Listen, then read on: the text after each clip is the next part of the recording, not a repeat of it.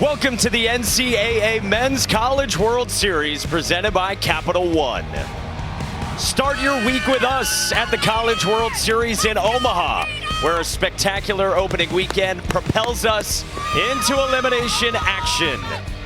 Florida, the reigning runner-up, powered by one of the biggest stars in the sport, faces off with number 10 NC State, veteran group and battle-tested in this elimination game. 7 teams remain in Omaha, and there is just one off to a 2-0 start. And that's the number 1 team in the country, Tennessee, led by Christian Moore in a comeback Friday in the 9th against Florida State. And then yesterday, using a couple of home runs in a complete effort in a win against North Carolina in a top 4 showdown. So they await the winner of UNC and Florida State tomorrow, trying to stay alive. Meanwhile, all bracket 2 today, and that includes tonight. How about a 2 versus 3 showdown with Kentucky and A&M? With that, we say hello and welcome back to Omaha alongside Ben McDonald and Chris Burke. Mike Monaco with you. Danny Wexelman joins us in a moment. Well, the baseball world has loved watching Jack Caglione the last couple of years, the Shohei Ohtani of college baseball. He's got the ball today trying to extend his college career. He's got the ball, and of course, we love to see him when he grabs that bat. One of the great careers in Southeastern Conference history, and one of the best back-to-back seasons the college game has ever seen. Jack Caglione has been saving his best for last, going out with a bang, hitting over 400 here in the postseason. Today, though, we get to see him throw it from the south side. The southpaw has been really good on the mound for 2 years. They're 11-4 in his starts this season. 33 home runs for the second straight years.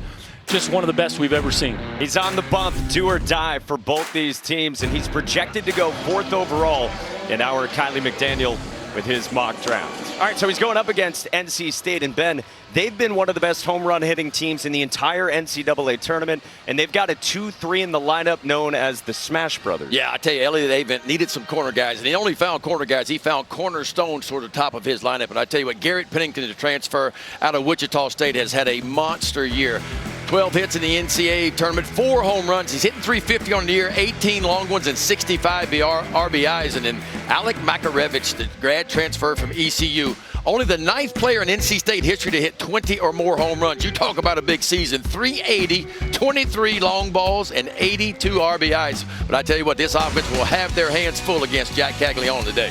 On this Monday afternoon with Caglione on the bump against the mighty Wolfpack.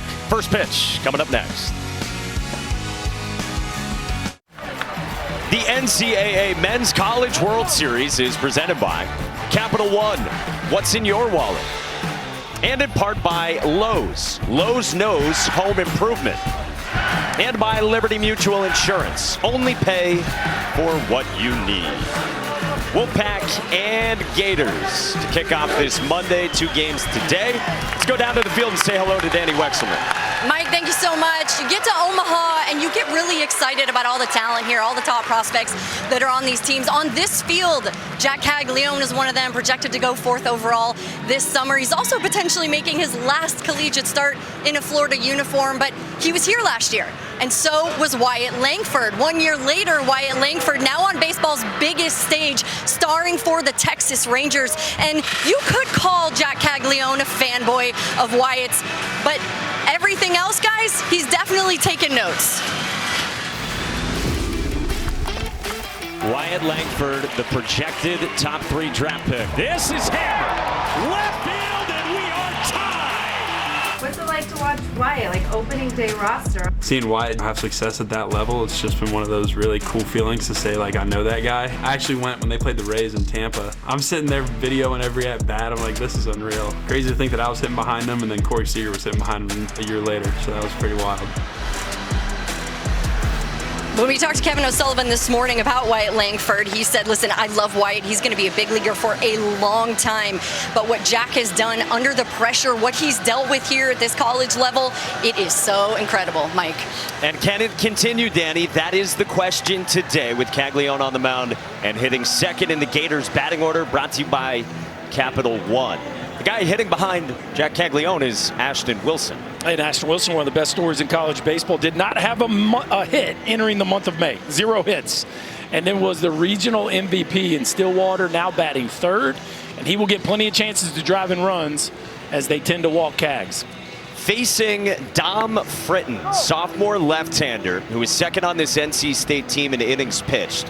Freshman All-American last year, preseason All-American this year, but an ERA that's up from where it was last season. Yeah, I tell you what, he had a really good start in the regional. He only gave up 2 runs in 5 innings of work against South Carolina. Now, Georgia hit him hard in his last time out. He gives up 7 earned runs in just 3 innings of work. Heavy on the fastball. You see the usage at 73%, curveball, changeup, and a slider, but he hides the ball well. Got a little bit more extension than the average left-hander, so that fastball that's going to average about 91, 92 actually plays a little bit better than that. He'll do most of his work with his fastball. Matter of fact, 53 of his 69 strikeouts have come on that 4-seam fastball. We are down to 7 teams in the Men's College World Series. Winner stays alive and plays Wednesday. Fritton's first is a heater at 92 for strike 1 to Cade Kurland. Sophomore second baseman from Tampa, second-year starter, who nearly had a game-tying home run in the wee hours of Saturday for Florida in its opener against Texas A&M, when the Gators fell in the end 3-2. And Florida hit just 1 for 11 in that game with runners in scoring position. Yeah, it was one of those odd games where A&M was in command the whole time. And then Florida just hung around, and next thing you know, it's a 1-run game, and Cade Kurland hits that ball late, and you're going, wait a second, Gators about to steal this thing, but fortunately for the Aggies, Jace Laviolette was playing right field. We asked Kevin O'Sullivan about it today, and he said, oh yeah, I thought it was getting out. And as every coach here does, watching the wind, he said the wind had just shifted a bit from where it was for about 3 or 4 innings when it was not blowing at all. 2-2 on Kurland. And Sully said to us, if Jace Laviolette is not 6'6", might be different. We're playing tonight. That's right. Well, you know, and if you go back and look at that game, the Gators had a lot of opportunities against the Aggies, runners in scoring position. Only 1 for 11 in that game, so they had some chances. Ground ball right at Matt Hevner. Gobbles it up, and there's 1 away for Dom Fritton. Jack Caglione, we showed you, projected as the 4th overall pick, with that 80-grade raw power in a sensational season. 2 for 3 with a walk, got hit by a pitch, and had a double that came off his bat Saturday at 117 miles an hour. And the most impressive thing about Cags is the improvement year over year. Yes, the home run total is the same, but that is the only thing from a prospect standing that has remained the same. Pitch recognition, swing and miss, quality of the bat, everything has really jumped this year. What's he got, like 6 strikeouts against left-handed pitching this year? That's unbelievable. Compared to 18 home runs. Yeah, he's slugging over 1,000 against lefties. Is that good? The numbers versus left-handers really are hard to grasp, but I just think overall, last year he struck out 18% of the time. This year, 8% of the time. Facing Dom Fritton. Up the ladder, and he strikes out Caglione at 93, so there's number 7. Hey now.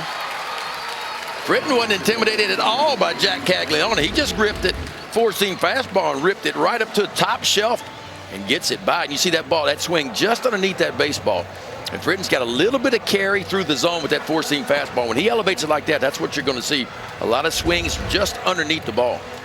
2 swings and misses at bat on high fastballs against Cags. You can tell very uncomfortable at bat right there. And now Ashton Wilson gets hit by a first pitch slider that darted away from Dom Fritton. So the Gators have a base runner. We don't know how long Fritton's going to be out there, but the matchup to watch in this ball game is definitely how he does against the left-handers, because part of the reason I think he gets the start today is lefties are slugging 350 points less and hitting 115 points less against Fritton than righties. And you look at this Florida lineup, Caglione, Shelton, so many of their scariest dudes are left-handed. I think if NC State gets 5 out of Fritton, they'll be happy with that. He's only averaged 4 2/3 per start through his 16 starts this year. This is Colby Shelton, the Alabama transfer who has settled in at shortstop. And one of those vaunted bats in the Gators lineup, and a lefty indeed. We talked to Elliot Avent this morning, and he said if the riding fastball is good enough and if it's in the zone enough, then they'll go with Fritton. They felt like he had a better chance to be dominant against this Florida lineup. Yeah, if his fastball's on and he's attacking towards top shelf, top of that zone, he can be good. But for the year, I mean, he throws that fastball nearly 70% of the time, so he has done a lot of work on that heater. And that hits Colby Shelton up and in with a heater that leaked. And so 2 quick outs and then 2 hit batters for Dom Fritton. That's the only knock on Fritton, really. The stuff is good, but if you look at the base on balls, sometimes the command can waver a little bit. He came in with 44 walks in just 71 innings of work. He's got to deal with 2 on against the first baseman, Luke Heyman, sophomore who's draft eligible, a Florida native. And there was some decision for NC State on who it would start today. Dom Fritton or one of the veterans, Logan Whitaker. We asked Elliot Avent about that choice, and he said it was tempting to go with Whitaker. You see right there. But Elliot said we've done it in this order all season, so we're going to stick with it. And he actually met with his pitching coach, Clint Chrysler, yesterday, and they had a discussion at the hotel about it. Elliot said that about 8 people came over, just fans and probably family members, saying, who are you going to start? Right. And there were votes in each category. Well, we saw this from Elliott a couple of years ago. He doesn't change a whole lot, and they've had a lot of success. I mean, look, they're 20-10 in their last 30 games. I guess the way he looks at it is, I'm going to dance with the one that got me here. And that one is Dom Fritton, who blows 93 past Heyman and leaves 2 with a couple Ks for NC State in the first. Charles Schwab Field in Omaha, Nebraska, and both these teams trying to prolong their seasons and stays in Omaha. Let's get you the NC State batting order, brought to you by Capital One. And Ben told you about the Smash Brothers, and Alec Makarevich has 14 hits to lead everyone in the NCAA tournament. Yeah, and the power comes from those top 4 dudes. You look at the first 4 guys in this order, and it's 14 of their 18 postseason home runs. So Makarevich right there in the middle of it, but for Cags, it's going to be very interesting to see if he can start sharp, because they ask a lot of you with the top of this order. 2 starts so far in the NCAA tournament, and Jack Caglione and Florida 11-4, Ben, when he starts this year. Yeah, he seems to put some offense up when he's pitching, but he hasn't been great. I mean, you go back to his last 3 starts, the ERA is 7.6 over his last 3 starts, so he's given up some run.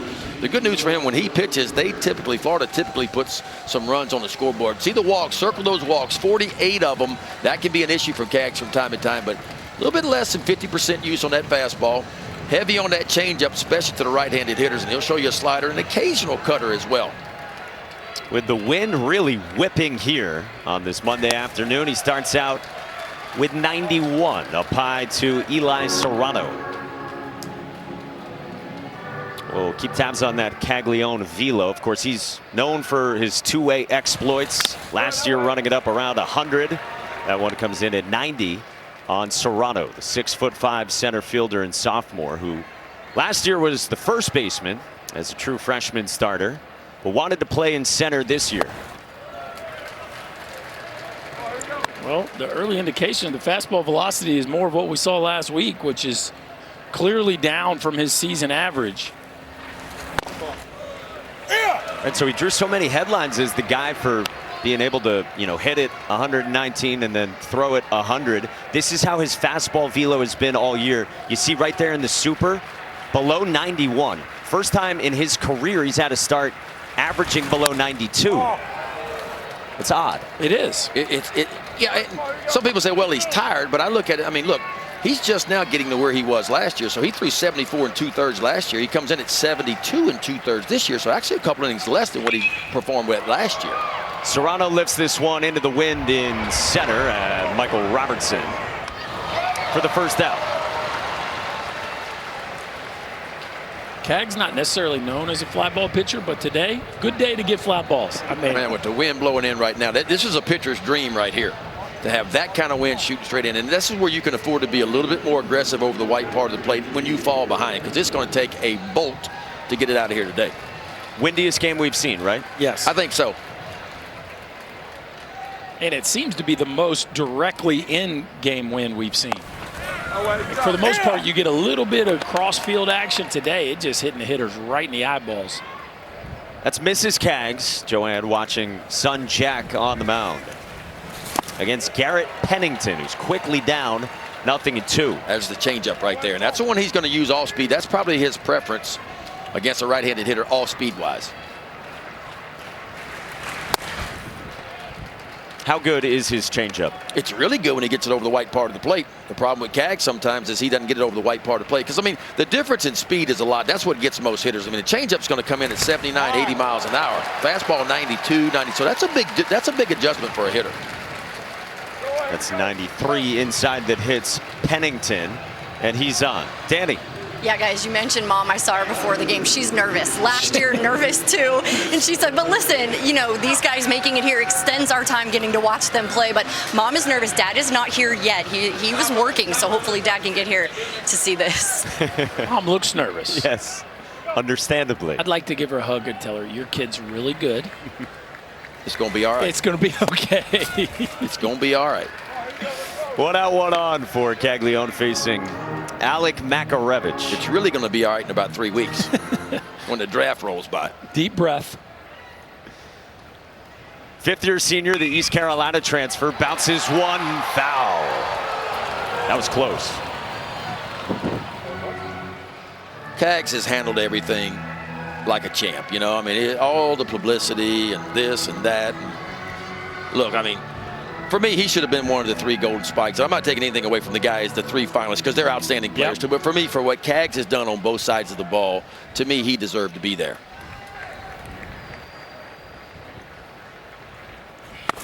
Kevin O'Sullivan kind of went out of his way with us to say that this morning, that for all the expectations on him, and he's got a new NIL deal that just came out publicly that Sully said he wasn't even aware of when it came out. There's so much fan attraction and publicity around Caglione, and he's put up 33 home runs. He's doing the same things and then even better offensively. And look, we talk about the velo. He's pitched better as well, even with lessened velo. And he's handled it with a smile on his face and a consistency that I think has really stood out to the staff. Right, there's an immense amount of pressure on this young man. And he's grown into more than just a special talent. Yeah. He's become a special leader. Yeah. He looks uncomfortable on the mound right now to me, like he is really feeling for his mechanics right now, just trying to figure it out. And you've heard me say this a lot. The first inning is always the toughest for a pitcher. You know, the game mound feels different than the bullpen mound. What you thought you had working down there does not always translate to the game mound, you know, and you just get an adrenaline flow in that first inning that you can't create in the bullpen warming up. So it's all new. You're just trying to slow your heartbeat down. And on top of that, you got to face the other team's best hitters, and that's where you can get in trouble. And the last time he stood on this mound, it was not great in the championship game against LSU. And don't think that don't go through the back of your mind a little bit, too. Well, speaking of best hitters, here's Jacob Cozart, highly regarded draft prospect, junior star for the Wolfpack, coming off 3 hits on Saturday for NC State in that 5-4 10-inning walk-off loss against Kentucky. 2 aboard. That's down, so it's 2-0 following a hit batter and following a walk against the dangerous Cozart. And Cade Fisher is already up. And here comes Kevin O'Sullivan. Well, you mentioned the emotion of this for Jack Caglione compared to last year. We were talking with him the other day, and he said the night before Game 3 in the championship series, he was nervous. He said he was sitting there thinking, whoa, I'm about to pitch in the biggest game of my life. And then he told us it ended so quickly. He said he was shell-shocked afterward. And he said this year the goal is don't make the moment too big here in Omaha. Easy to say, hard to do, you know, because you tend to lean on your success that you have at a certain point. And as Berkey mentioned, his success last year on the mound was not great here. And his last 3 starts have not. So he's kind of trending a little bit in the wrong direction. But if there's anybody that can quickly turn it around, it is certainly him. He has more athleticism than I don't know if I've seen in a college player in a long, long time. Here's the other part of this. Win or lose for Florida, you're talking about one of the potential last times Jack Caglione might ever pitch, depending on which way it goes in pro ball, which appears to be as a hitter. Yes. Oh, I think so, 100%. 5 straight out of the zone, and now a 2-0 coming to Jacob Cozart. That's down 3-0 at 88.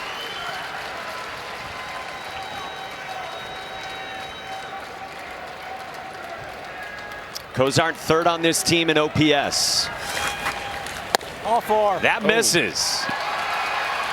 87 off and inside, and a 4-pitch walk, and 3 straight free passes issued by Jack Caglione. Well, man, if you're Kevin O'Sullivan, it can't be too long of a leash. I mean, it just can't. You're in an elimination game, and last week wasn't great from Cags, but the command was fine. It was not shaky from a balls and strike standpoint. I mean, he always walks a few guys, but man, he just, like you said, Ben, just not comfortable. First pitch swinging Brandon Butterworth as they started him out with, was that the slider? Wow, I can't believe you'd swing at the first pitch right there. Like, I love the confidence and aggressiveness, but that ball looked down and in, and sometimes that'll settle a guy in. Yeah, definitely something off speed. Off speed again, fluttering into Brandon Butterworth, the Western Carolina transfer. Supplied some big hits this season in round 1 with the Wolfpack. I think 3 straight changeups. Yeah, that's what it looks like. And that's Kevin O'Sullivan. Sometimes when the rhythm is off with the fastball, sometimes pitching coach will call some off-speed pitches, and a lot of times that'll kind of get you back in your rhythm, get you going again. That's lifted foul by Butterworth. Brandon Butterworth spent the last 2 years not at shortstop, but at second base at Western Carolina. So they bring him into the ACC, and he's at short. Bouncing ball at third and foul. And Dale Thomas. So how about that? You go from Western Carolina second baseman to NC State Omaha bound shortstop for Brandon Butterworth. And impress your head coach Elliott Avent so much that he's putting you up there with defensively with 2 of the best he's ever coached. Well, this has been a good defensive team. I mean, NC State the last 6 games, 1 error. On the ground into left field, a base hit. Pennington scores, and the Wolfpack strikes first.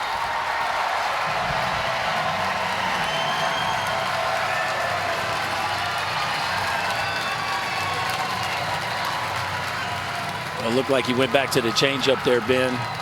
And again, at this point for Cags, he's just trying to throw it over the white part. And because of that, Butterworth, who came up aggressive, that looks like a fastball right there. Fastball, middle. Butterworth ready to get the barrel out in front. Shoots it right into the 6 hole. And NC State got a chance to put up a serious crooked number here in the bottom half. Fastball at 88 from Caglione. Here's Alex Sosa, the highly regarded freshman who did go around, according to Linus Baker. Sosa worked a couple of walks on Saturday against Kentucky. It's a guy who went through an 0 for 37 at one point this season, but then stepped up, has overcome illness as well. And for a guy who turned down a lot of money in the draft coming out of high school, now in the lineup on the big stage. 2-1. Left on left change from Caglione. And NC State's looking for a big number.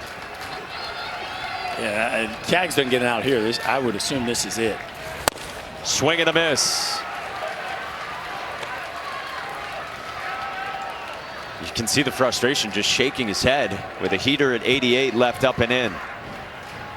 This will be his 30th pitch of the first. That is strike 3 called. Boy, he needed that, and he needed it in a big way.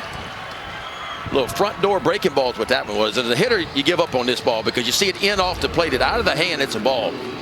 Watch this ball just kind of creep back. Starts it well on the inside part of the plate. Donay might have stole that one right there. He just kind of rips it right back in over the plate. Big punch out for Caglione.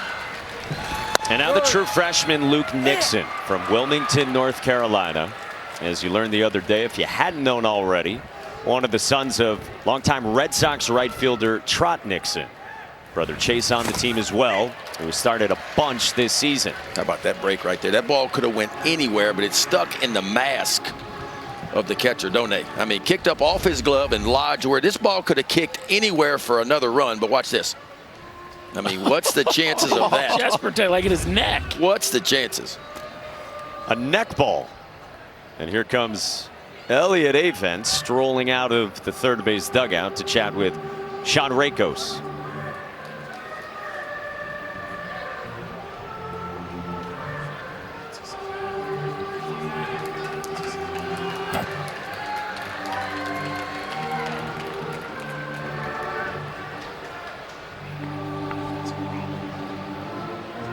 I wouldn't imagine there's anything wrong with the ball just getting lodged up there in the neck, so I'm not sure what the discussion would be about.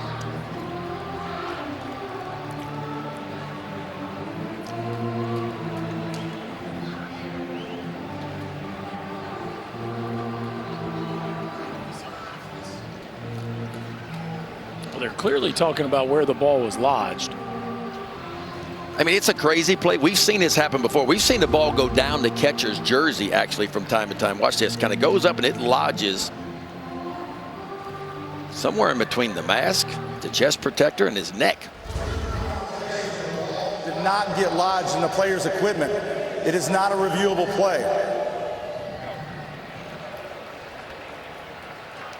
So, unable to review. And so it remains bases loaded for NC State with a run in and 2 outs. Nixon skies this one to center on a windy afternoon at Michael Robertson.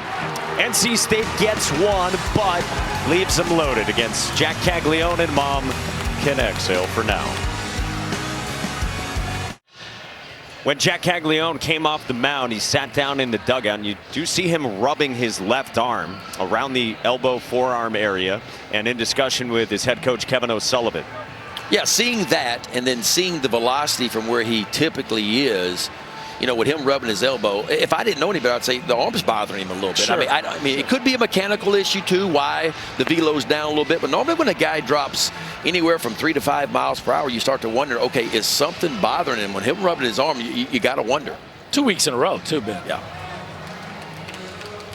Yet, he held NC State to one somehow. Right. You really got to feel like you stole something there if you're Florida. Like that could have been a 3, 4, 5 spot.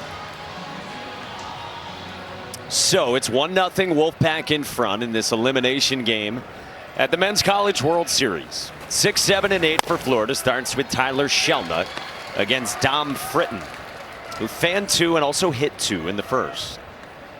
Shelnut, the senior from Lake City, Florida, from less than an hour away from Gainesville. Good season again with the bat, and Shelnut has increased his power production this year. 15 home runs after 7 all of last year. Had a double and a walk Saturday against Texas A&M. 92 for a strike, 1 and 2. Pretty good fastball command so far by Fritton. And that is a key for him and most pitchers. Can you throw your fastball where you want to? And typically the off-speed stuff will start to come right behind that. Hot shot right at Butterworth. 1 away. 107 off the bat. Always nice when they hit it hard right at one of your guys. Now Butterworth has to leave his feet right here, but the first time we've seen the Gators square one up, and it just goes as an out. Butterworth, I like the decision to leave your feet. This ball kind of top spun and nosedive, and he gets his eyes right there behind the baseball as that ball was really sinking on him as it got to him. The first hard hit ball of the day for the Gators just goes for an out. Now Dale Thomas. 5th-year senior, a Florida native as well, who wanted to come back home. In his 2nd year with the Gators after 3 seasons at Coastal Carolina. More than 700 plate appearances in his career. 2 hits, including a double, plus an RBI Saturday against A&M. He's been a big part of the postseason story for the Gators. Hitting well over 300 for a guy that is hitting 230 on the year. He has really come up big for them. We were talking with him the other day. He told us that last year it felt like for this Florida team, we were on top of the world, he said, for the most part. This year it's been a lot of adversity. Gators, of course, struggled down the stretch, but still got in. 34 and 29 overall. They were a 3 seed in their regional, and the only team in this 8-team Omaha field that wasn't a top 16 national seed. Oh, that's outside, full count. 2 things the Gators have done really well this year. 1, hit home runs. I mean, they got 131 of them on the year, so that's the 5th most in the country. The other thing is playing defense. They're the top defending team here and number 2 in the nation in fielding percentage. That's what's kind of got them into the NCAA tournament and kept them together. Yeah, because even though they haven't pitched great statistically, the arm talent is there. They just haven't pitched great. They've turned outs into outs. the fielding percentage has been consistent all year long defensively. Yeah, because if you look at their team ERA, I mean, it's over 6.12 team ERA. That's pretty high. Last year, as they made the College World Series final, their team ERA was 4.65, so it's elevated a good bit from year to year. A lot of freshmen had to grow up as pitchers over the course of this season for Florida. Britton starts with ball 1 to the 8-hole catcher Brody Donay for Florida. Virginia Tech transfer.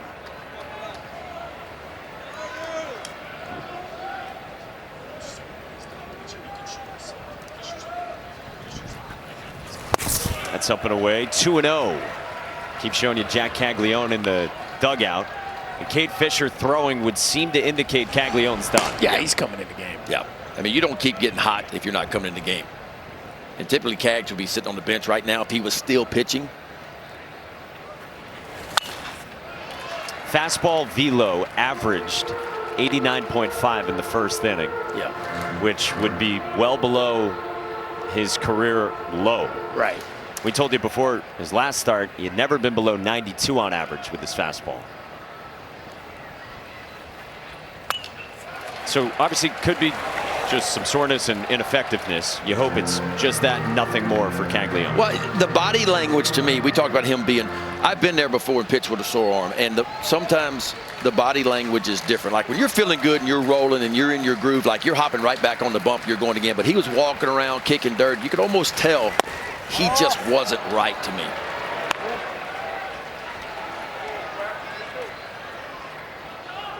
And meanwhile, Dom Fritton's got a fight here after NC State got a run, but just that off Caglione. With Dale Thomas aboard, 3-2, Donay fouls it back.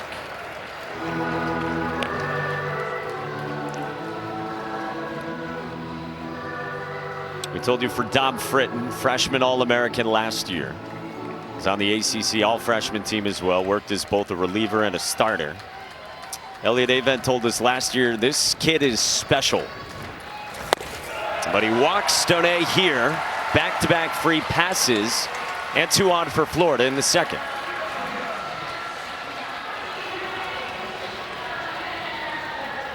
And look, NC State's gone through a lot in terms of its pitching this season.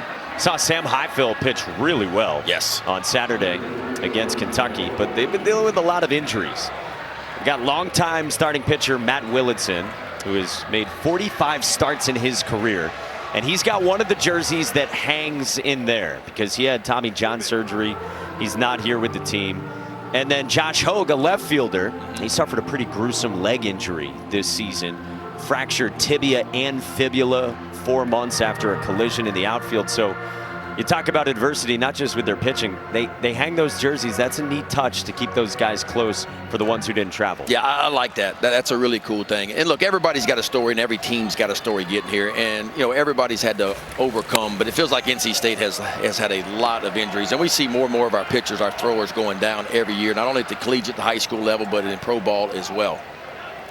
But the good news for them, a lot of those injuries happened a little earlier in the season for NC State. So they found a way to get some guys some reps and kind of get it going. Because remember going back, I mean, they really struggled in early April. They lost 5 in a row. They were swept by Louisville. And then they had to face the meat of their schedule. And they really got it going, finishing 11-4 in conference play. I mean, they knocked off Carolina, knocked off Clemson, knocked off everybody. So there was a lot of concern because they really hadn't faced the heart of their schedule. And so you wondered how they performed, but they grabbed a different gear. And arrived in the NCAA tournament as the number 10 national seed.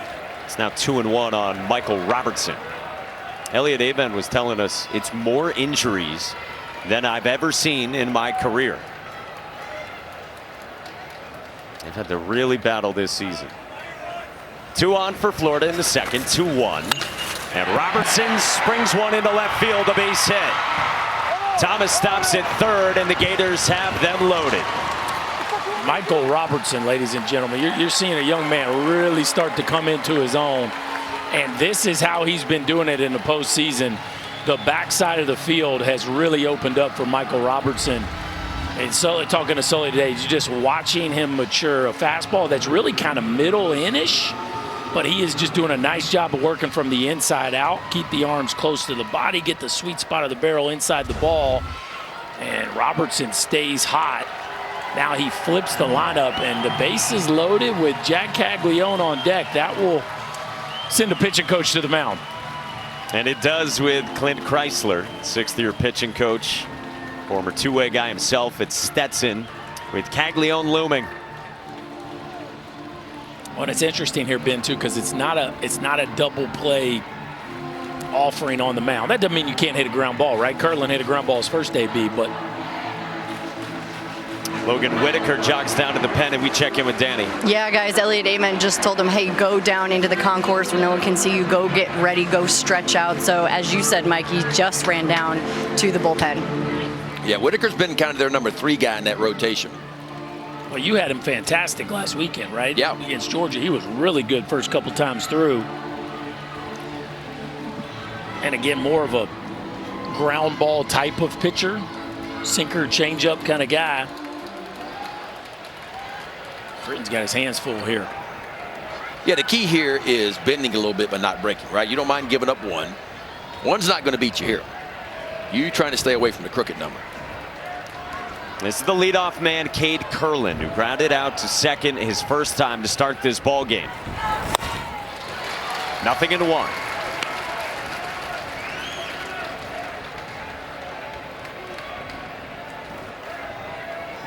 Curlin's been scuffling over his last 8 games, but a chance to do some damage here. 0-2 from Fritton as he sticks with the off speed. Yeah, back-to-back off-speed pitches to get a hit 0-2. Now the question is, because when you get yourself as a pitcher in this situation, bases loaded and one out, you think you ground ball at first because you're trying to roll 2 and get off the field. Now, when I get to 0-2, I'm thinking one thing right now. I got some shots here for a big strikeout, and that's what Fritton needs here. 0-2. In the air and struck well to left, and Luke Nixon's under it as Dale Thomas tags, and Nixon's throw will not get him. Cade Curlin's sac fly ties this game at 1.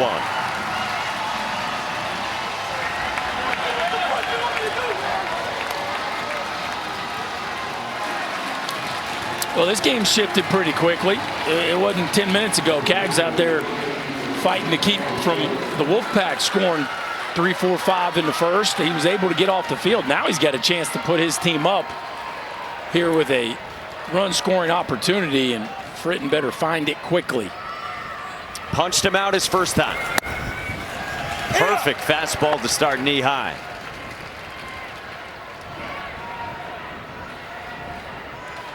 .33 home runs for Jack Caglione, the top 5 prospect.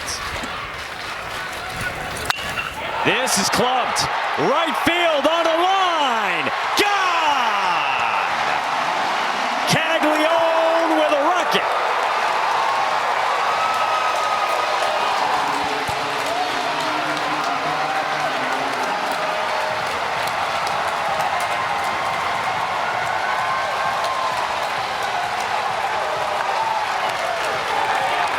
You are playing with fire. Especially when you throw it there, right? I mean, he got him with all heaters the first time. Paints one the first pitch of this at bat, and you could see he was confident the fastball had played well until it didn't. The problem is he got him the first time with elevated heaters. Most lefties like the ball a little bit down, a little bit in, and Fritton was trying to get that fastball to the outside part of the plate. It never got there. It never got to the outside part. And y'all, it's blowing in 30 miles an hour. Like that wind right there is violent from the right towards the third base dugout, and it didn't matter a lick. Bro, that was a Tiger Woods 2-iron wind cheater is what that was. That ball didn't get much off. Yeah, 116 off the bat. It didn't get much off the ground. His 34th home run this season breaks his own single season record, which he had done twice. I bet his arm's not hurting anymore. That'll help. And he's also tied Florida's program record of 74 for his career. And he can laugh about that. He is now tied with Matt Laporta, who was here the other night. 2-2 on Ashton Wilson. You don't think the elbow's bothering him? No, he ain't even feeling that elbow right now. Dude, he just hit a weaver. Are you kidding me? I mean, he is a game changer. Golly, man, that dude is, and he's on a heater. What's it feel like, Berkey, to hit a ball like that? Boy, I tell you, I wish I could remember a little better, Ben. I wish I could. You remember. got any 1-16s in you back in the day? I don't think so. Maybe with a crow hop. It's the 4th straight game that he's pitched in that he's homered in. That's inside, and it's the 3rd walk of the inning. And the 5th man to reach, and is that it for Fritton? We'll see. Well, Ben, you said it. The ball up, okay, not this one. Yeah. Not this one. Outer third and down to one of the most talented hitters in the country who's red hot, and that is dropping the head of the bat on the baseball. And it doesn't matter how big the park or how hard the wind's blowing. If Jack Caglione hits a ball like that, you can forget about it. Brings up Colby Shelton. Just a bullet. Berkey, I was going to ask you, I mean, his top hand, he takes his pointer finger and puts it going up really the barrel. I've never seen a hitter do that before. Like, it's just sitting up there. And I was often wonder, why does he do that? So I talked to him about it. He said in high school he really struggled with rolling over and tons of pull side ground balls. And his high school coach was trying to get him to kind of lighten his grip with his top hand so that the barrel wasn't coming over the top as much. So the point now, he says he did it last year. I don't remember it being. I remember him pronounced. seeing it last year. I saw it last year for the first time, and I wondered why he did that. It feels like it's gotten a little bit more and more and more, but that's what he's doing. Yeah, if you watch his top hand and watch where his finger, look where his finger is, just going straight vertical up the barrel. His pointer finger, which is odd. Boy, he just put his nose on that one, didn't he? But by the time he's done, he's gripping it normal. Like by the time he actually gets into his swing, it slides back down. Like a lot of hitters, Ben, it's a feel thing for him. If you think it keeps you from rolling over, maybe like it does. when you're playing golf, you got a little bit weaker grip or a little bit open grip, Stronger, a little bit, whatever you want to do. Yeah. What a rocket by Caglione. Seems to work for him. Yeah. How about the line Elliot Avon had to us earlier today about how he spent last night? He said, I ordered some chicken wings and Domino's and watched film of Caglione. Yeah. He said, I just didn't feel like getting out. He said, I just want to hang out in the room. Said it was like a horror film on Halloween. I was about to say, that's not exactly a pleasant evening. Swing and a miss, full count on Colby Shelton. 18-degree homer. Now, the average homer is 26 to 32. Launch angle. Launch angle. That one was 18. Now, 18 is normally a ball that probably 3 hops the wall, unless it's hit 116. And then it will stay in the air a while. We got a 2-iron put on it, not a 1-iron. Yeah, well, Ben went 2-iron. That's okay. We could go 1 or 2. Depends on what the shot shape calls for. He said, yep, that's how I did it. Yeah, he's like talking about it right now. Elbow feeling just fine. All smiles in the Gator dugout right now. Meantime, the 39th pitch of the inning from Dom Fritton strikes out Colby Shelton. Well, Jack Caglione wasn't doing it on the bump, but he is in the box. How about it now? One of the loudest swings of the bat you will ever hear when Cags hits it, folks. It doesn't matter the conditions or the ballpark. The Gators have seen that a few times, and Mama is a little lighter on her feet right now.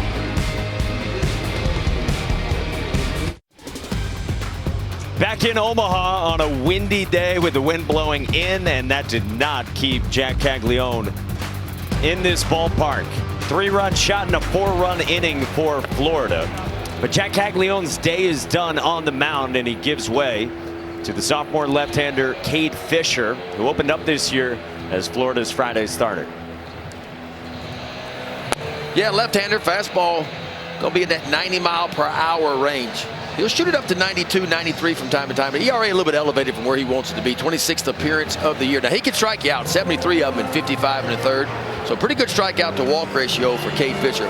3-pitch mix, fastball, slider, and a changeup. Above average swing and miss on the fastball, and a good bit more average swing and miss on that slider. He is about 38% on that slider. Big college average right at about 33% on the slider. Boys just talked to Kevin O'Sullivan about Jack. Said nothing's wrong with his arm, not hurt. Thinks he's just tired. That's what he said. Yeah, we had asked Kevin O'Sullivan about the velo earlier today, so it's not like they were unaware of that going in. Yeah, they had their eye on it. I think if it would have been clean, so long as he felt fine, they probably would have ride it. But the command wasn't very sharp either. You put those two together, and I think pretty wise to make a change. Yeah, like you mentioned earlier, elimination game, it's got to be a short rope. Like, it has to be. Matt Hebner bounces this one foul up the line. And so it's a lefty who follows Caglione. And that's the plan for Florida, because they know what the splits say for NC State's offense, what the OPS is for Wolfpack hitters. Elliott's not too pleased right now against lefties versus righties. Yeah, and Pierce Capola's potentially in play today, and I'd say now that they're in the bullpen in the second inning, I'd say we would probably see Capola at some point too. And then of course Brandon Neely when the game's on the line. Hebner got jammed, floats this one onto the outfield grass at Colby Shelton for the first out in the bottom of the second. There's Pierce Capola, the big old lefty.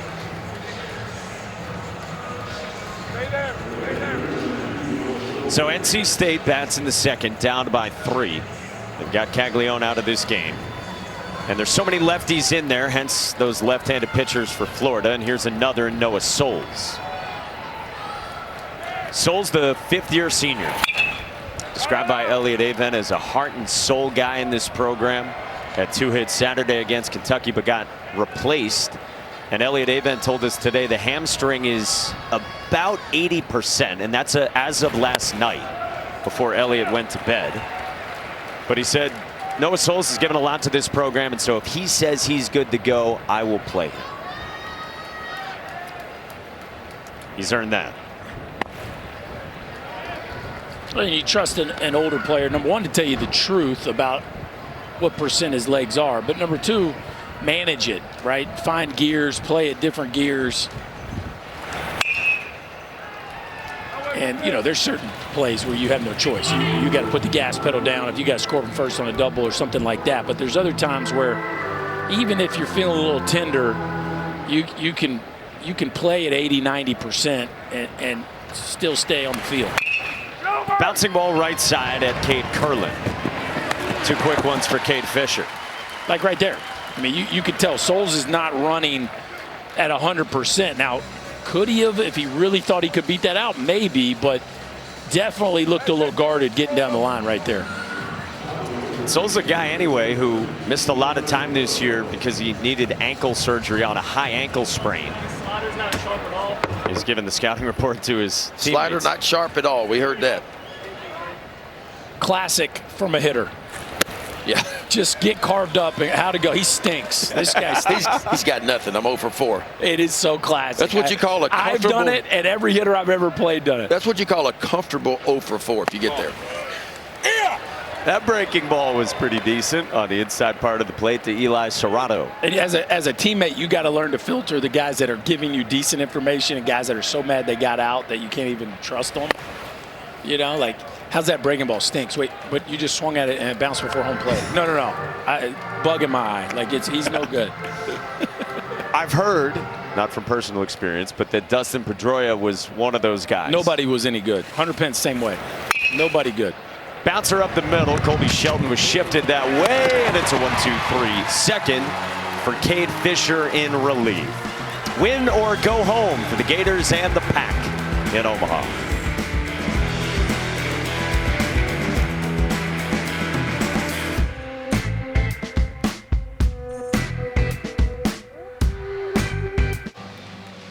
Welcome back to the 2024 NCAA Men's College World Series presented by Capital One. Dom Fritton is out of this ball game for NC State. Yeah, command was the issue for him, and we talked about it. I mean, 44 walks and 71 innings coming in. So if he gets over the white part of the plate, he's pretty good. Wasn't able to command it too good. 2 hit by pitches in the first inning alone. He did strike out, too, with some traffic to get out of the first inning with a 0, but the second inning caught up to him after getting the first out. Back-to-back walk to single, and a big miss against a guy that you just cannot miss right there on. That cost him a 3-run homer, so he is out of the ball game after giving up 4 runs, 2 innings of work. Walked 3, hit 2, and struck out 3. draft-eligible sophomore is out of this game, and he gives way to the veteran. Redshirt senior Logan Whitaker, 6'6", 221 pounds, fourth on the staff in innings pitched. Yeah, see the ERA from him a little bit elevated, but he's been much better as of late. 59 strikeouts, only 19 walks for him. Pretty good fastball. He'll take it up in the low 90s. A little breaking ball, an occasional changeup for him. Starts out with a breaking ball that's into Luke Heyman. Logan Whitaker missed more than a month from the end of March into early May. Came back toward the end of the regular season at Florida State. Elliot Avon at one point called it a fluke thing. They couldn't figure out what it was. But now more than a month back and giving length and much needed innings to this Wolfpack pitching staff. It's his third year as really a huge part of the pitching staff in the starting rotation. Has logged essentially 200 innings in his career, 38 starts. Last year, their primary Friday starter. Been through a lot in his career. Heyman struck out his first time.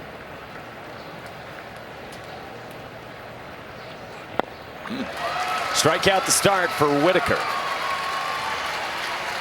That almost looked like a righty-on-righty changeup, didn't it? That ball didn't move much at all right to left. 83 miles an hour, so obviously something off speed. We'll take another look at it. Was it a backup slider? No, that's just a changeup. A really good one. Right-on-right changeup right towards the bottom of the zone. Takes a little bit off. Looks just like the fastball, but you can tell the rotation a little bit different.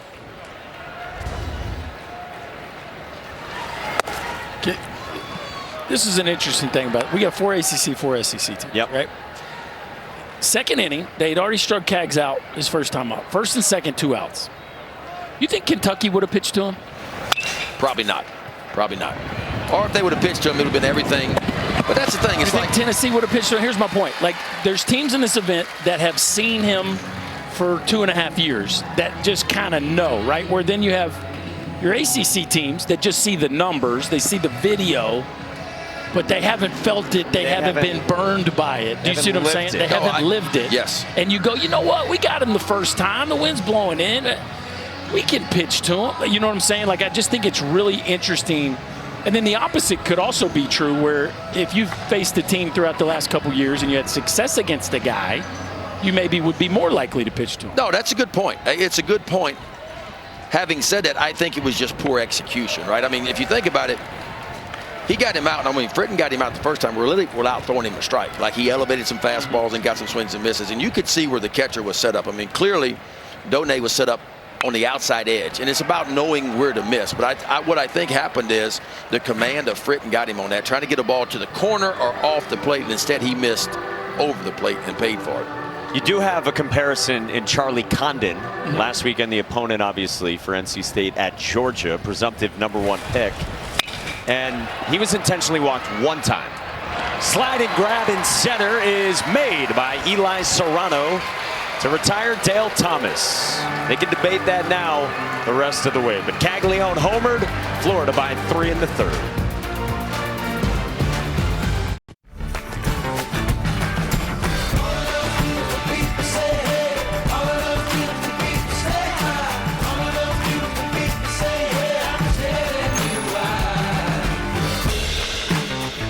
Off an amazing weekend here. We ride into the first full week of this thing at the College World Series with some Zestos, huh?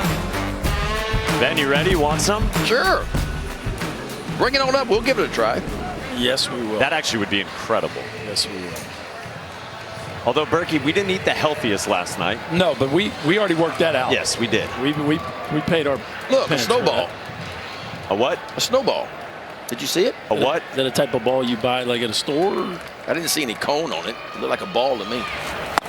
Huh. Here's Garrett Pennington in the third.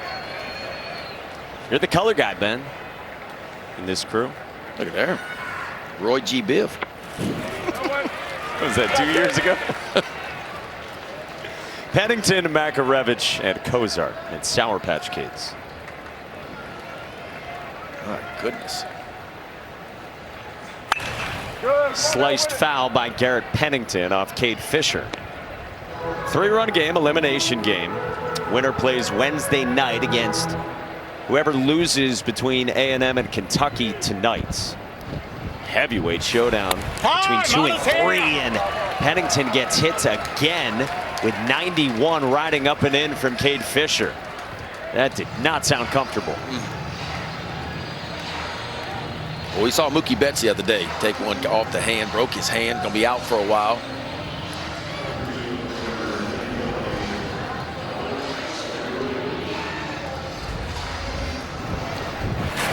Time on his hand.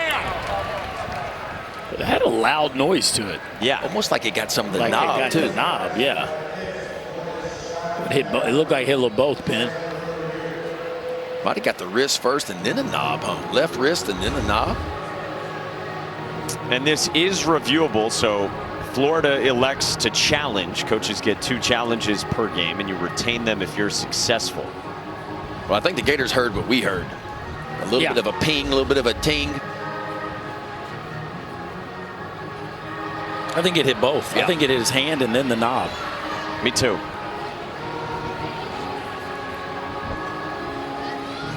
Otherwise, it would be incredible acting. Yeah. Yeah, He immediately makes a grimace. Right, that's off the hand. And My then they pitch got, is confirmed. Yeah. Florida has charged 1 challenge and has 1 remaining. A big shout out to the umpires. Like, that is how a review is done, right done. there, from announcement to timing and Yeah. all of it. Fantastic execution. More of that, please. Leadoff man on for Alec Makarevich in the 3 spot for NC State. Enjoying the best season of his career. He launches to left, back toward the wall. God! It's a 1-run ball game.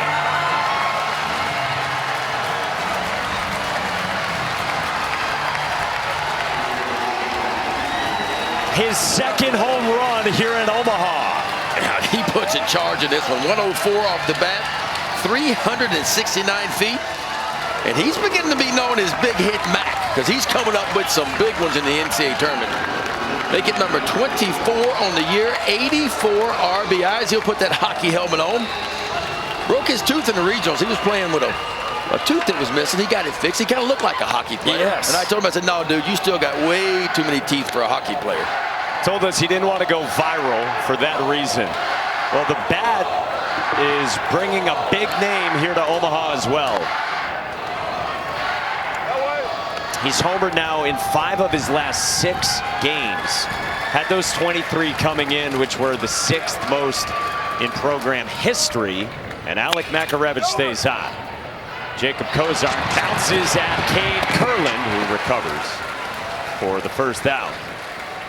And if you don't know about that hockey helmet for NC State, a gift from Rod Brindamore, head coach of the Carolina Hurricanes. Trying to go 2-seamer away, and that's just yanking it right back across the middle of the plate. And that is a big, strong man, and he just kind of, it's a hook wind that's coming in a little bit, but this one just kind of rides it into the left field bullpen. Man, Makarevich, we talk about Cags being on a heater. Makarevich, over 400 now, 5 homers and 13 ribbies in the NCAA tournament. Yeah, you see he wears number 99. He's a Wayne Gretzky fan, believe it or not. Huh? Kind of young. That's not Judge. That's impressive, though, to be as young as he is and still know who Wayne Gretzky is. To know all about the great one. That one came inside and did not hit Brandon Butterworth. There's a lot of 99s these days on youth baseball fields, and it's not for Wayne Gretzky. Right. Yeah. So you know, Mike. It's for a different slugger. Yes, pretty good at baseball. Butterworth skies this one to right at Ashton Wilson, who's got to back up for out number 2. Yeah, Judge hit another homer last night. 45-degree homer. So Cags just hit one at 18. 45, which is usually about as high as you'll see somebody hit one. Makarevich homering again. His was at 27 degrees with the launch angle. That's right in the average. That is that perfect launch condition where that ball should be spun just right to stay in the air. Now, Alex Sosa, the true freshman. Do you travel around with a protractor? No. I stay away from protractors, calculators.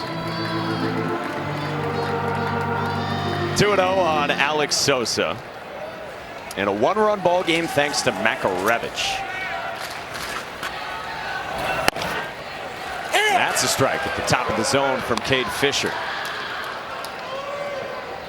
Mono cost Alex Sosa a lot of time this season. He lost a lot of weight. And then after that, whole team got the flu as well. So Sosa got the flu when like 20 guys had it for NC State. But eventually came back, put the weight back on, and has found a home in the lineup. Good. We weren't kidding when we said NC State has dealt with everything health-wise. And yet here they are. Here they are. You know, and it's eerie similar to the 21 team. If I remember the 21 team, they dealt with obviously a lot before they got to Omaha and a ton when they got here. But it was kind of the same story for them. They had a couple starting pitchers they trusted and a really good bullpen. That's kind of been the recipe for success for NC State here recently as well. And that team was just loaded with veteran talent. Super athletic outfield. On the ground sharply, and it caroms off the glove of Luke Heyman. And Alex Sosa's on. Blue chip freshman smokes that one, and it's a 2-out single.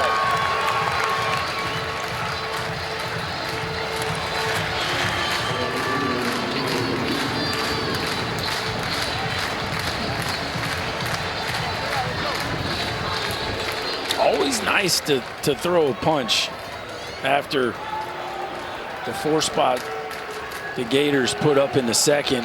Wolfpack here making a statement in the third.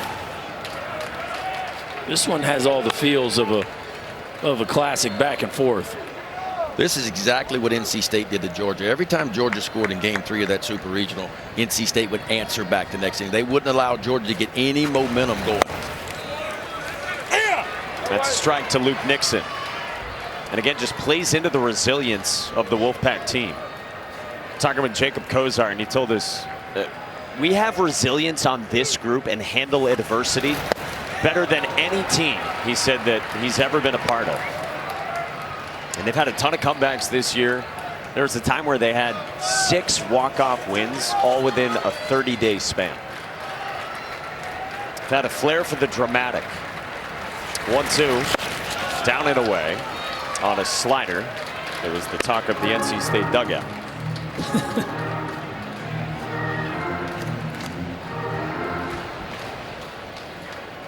One-run game in this elimination game in Omaha. That is strike 3 called. 91-mile-an-hour paint piece from Cade Fisher, but Alec Makarevich with another big hit. How about it now? We've seen the stars shining here, Cags, and now Makarevich, a bomb into the bullpen. The Wolfpack answer.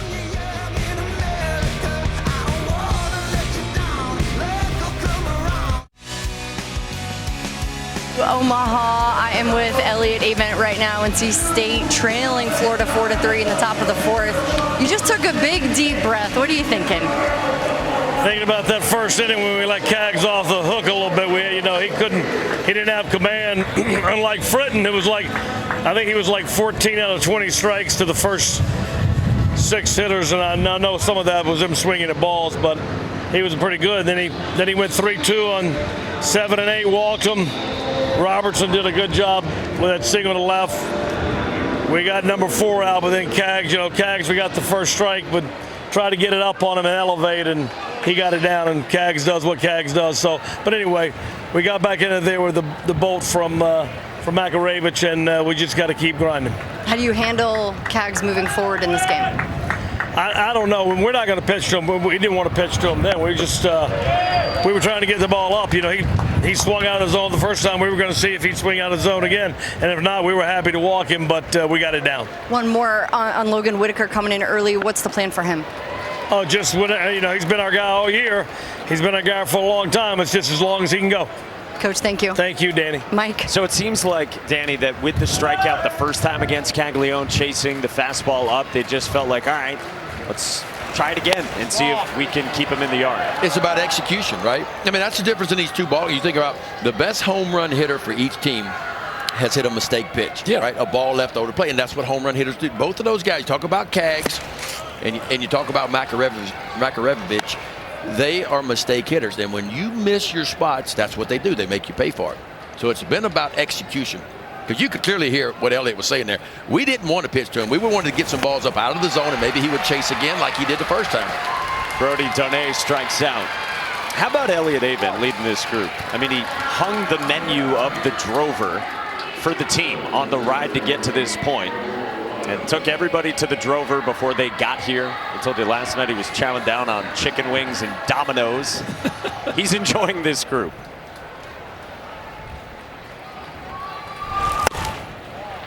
Hey, on top of that, don't forget the tomahawk steak. I did confirm, Mike, it's not here, that bone, but they have the bone from the steak that they ate there. And listen, Brandon Butterworth looked at me and said, if we're here, I'm bringing it. Yeah, Ben, remember that? The players were telling us someone ordered a tomahawk steak, and as their memento from the Drover, they pulled out the bone and took it with them.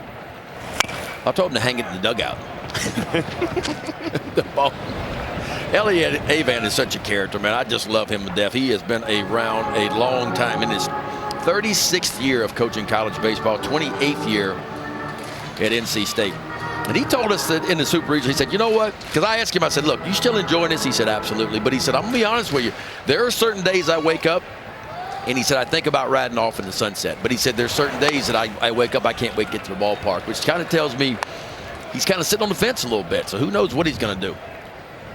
His first year at NC State was in 1997, following Ray Tanner. Michael Robertson hits one hard up the middle, and boy, he has looked good at the plate recently. He's hot.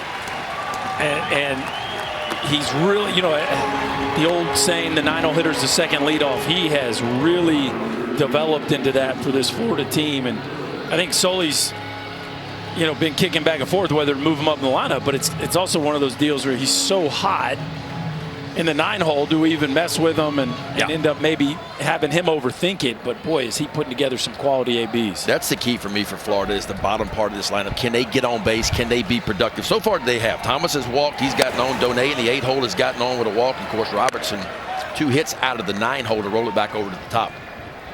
And that's part of what Sully was saying to us, is that they like him down there as well, because they do feel like he's getting on a bunch right now. 2 guys in front of Caglione when it turns over. Whitaker dots 92 to Kurland with Jack Caglione looming. Elliott Avent did say we're not going to pitch to him. Correct, but now you're at the place where you're like, okay, does that mean we're just putting him on? Right. Or are we going to do the old intentional walk? That boils down to how much you trust your pitcher on the mound. Can you trust him enough to understand the situation and be able to execute and be able to get it on the corner or just off the corner? But if you miss, you have to know where to miss.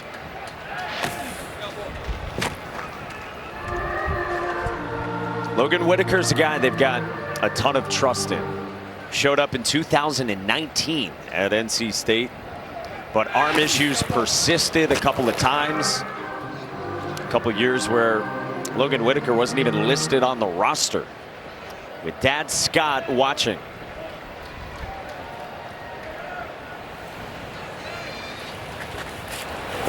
Swing and a miss, 2-2. Told you a couple starts in the NCAA tournament. Regional against James Madison, 6 innings, 2 runs. Then in the Super Game 3 at Georgia on Monday of last week, 4 1/3, 2 runs. Had 7 strikeouts as well. Yeah, Whitaker's got some years on him. I mean, he actually got to campus in 2019, but he didn't play in 19, 20, or 21. They plugged him in 22, and he went to work. Got 17 starts in 22. 15 starts in 23. Here he is in 24. Payoff. Swing and a miss. Right on right changeup to strike out Cade Kurland. The last time Jack Caglione came up, he did this. Trying to go up, Ben, and that ain't up. That is right in the honey hole for Jack Caglione. And let's take a look at the way this ball was impacted. 116 miles an hour at 18-degree launch, ends up in 404 feet, and they are not messing around this time. Now that is not pitching to him. That's really not pitching to him. And that is the 29th time Jack Caglione has been intentionally walked this year.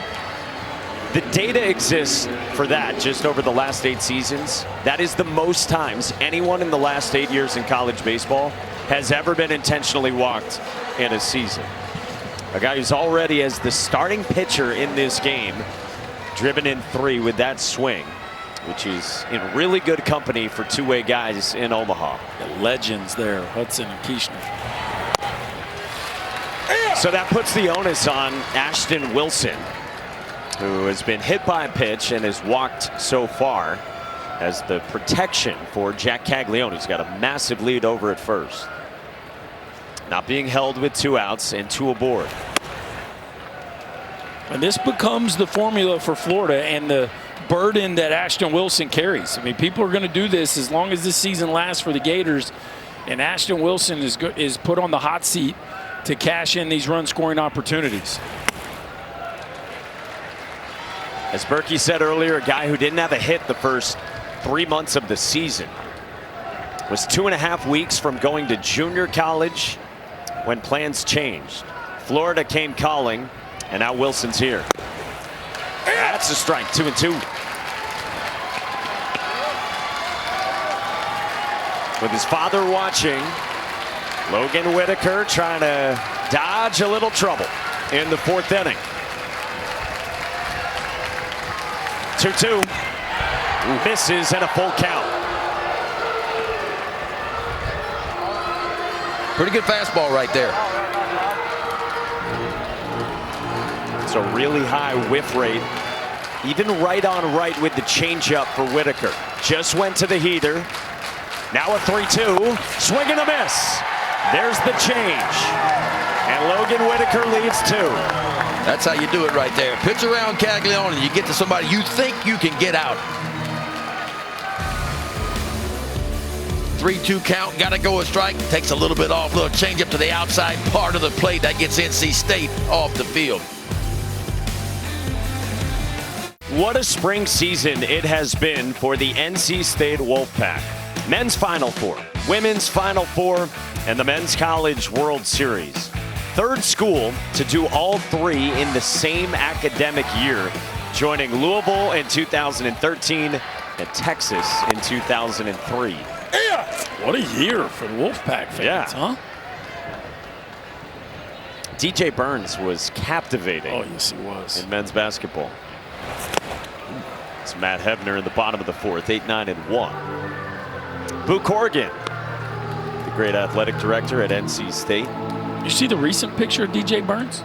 I have not. Oh, trimming? My man's been working now. Let's go. Yes. DJ Diesel. He's one of my favorite athletes I've ever covered. Is that right? He is so fun to talk to. He's a guy who went to a CVS after a game where he got poked in the eye and bought some like cheap $1 sunglasses and just started wearing them around at games on campus. And then it took off with their whole student section and fan base, and everyone was rocking the cheap shades. 2-2 on the ground, right side at Cade Curlin for the first out. For more info on the NCAA College World Series, go to ncaa.com, your home for all 90 NCAA championships. Jacob Kozar was telling us, yeah, we saw men's basketball make a miraculous run. We saw them play for each other, and we tried to take that into our own this year. We said earlier how hot this team got down the stretch. Here's Noah Souls. Yeah, more top 10 victories than anybody in the NCAA this year. Talk about the Wolfpack. 12 of them.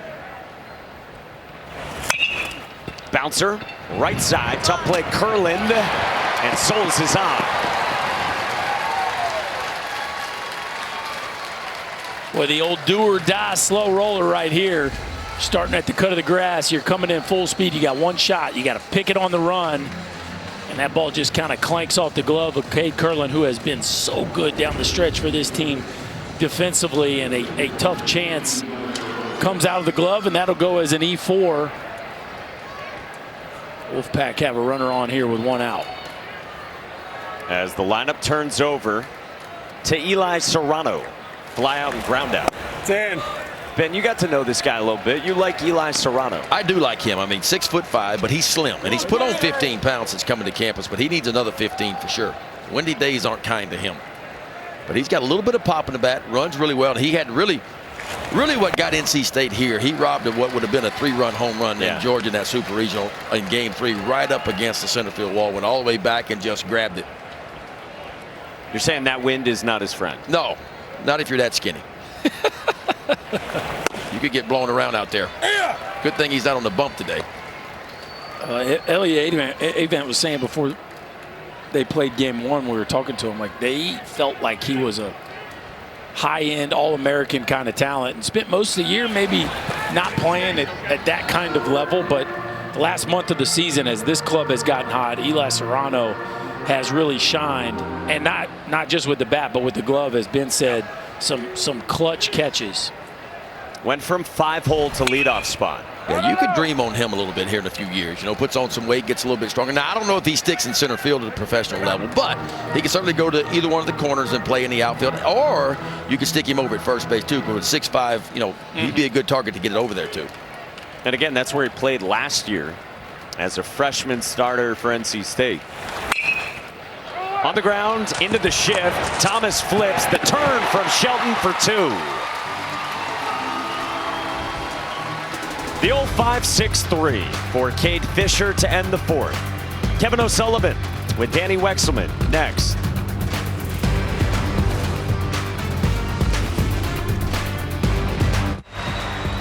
Welcome back to the Men's College World Series presented by Capital One. 4-3 Florida over NC State in the 4th. I'm with Kevin O'Sullivan. Hey, you just told me you need a little length from your guy. Tell me more about that.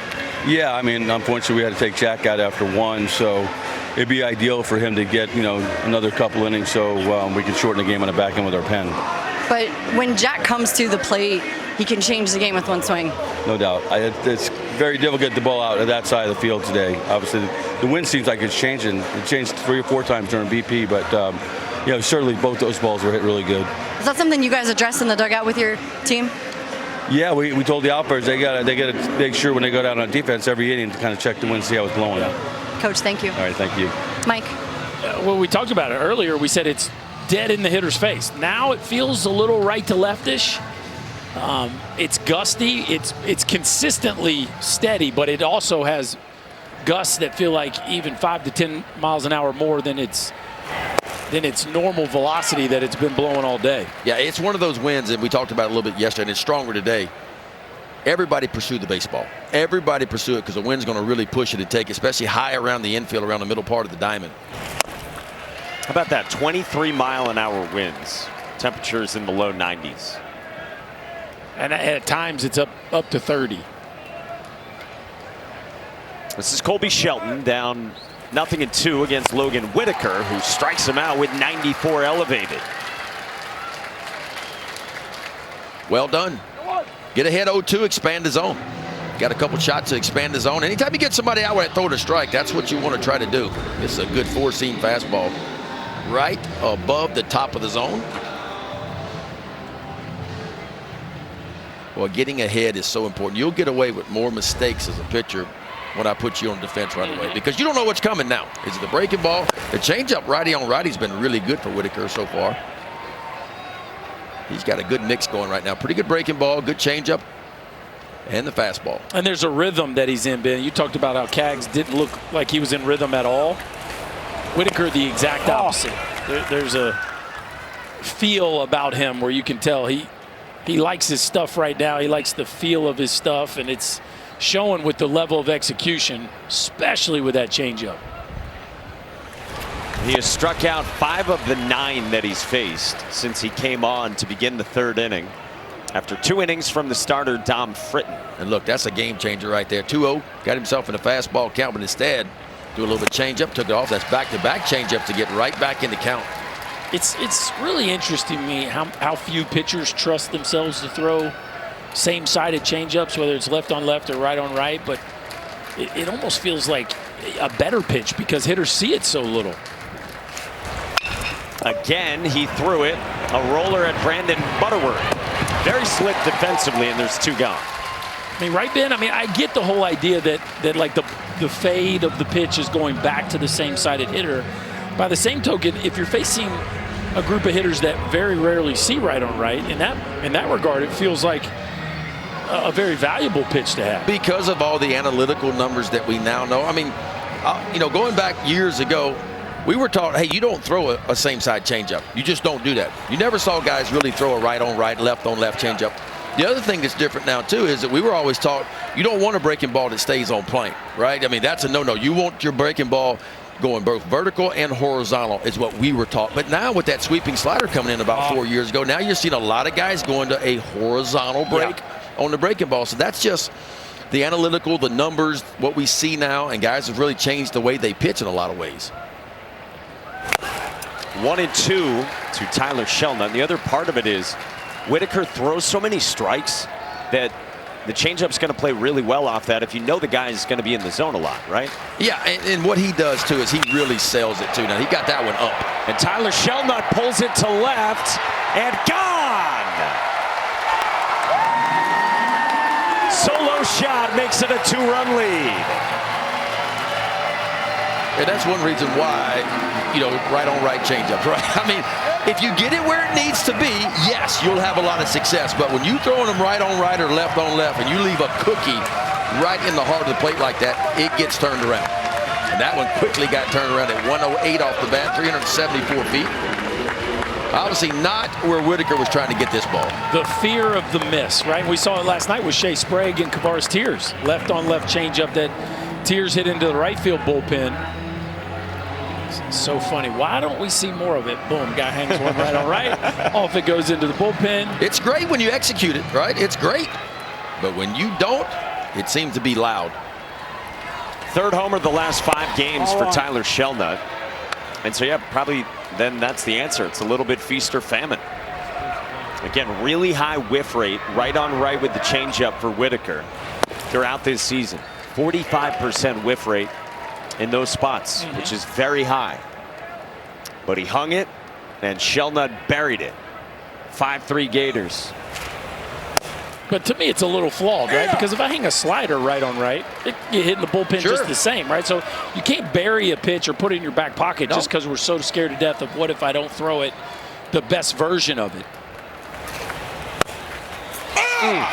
Whitaker dots.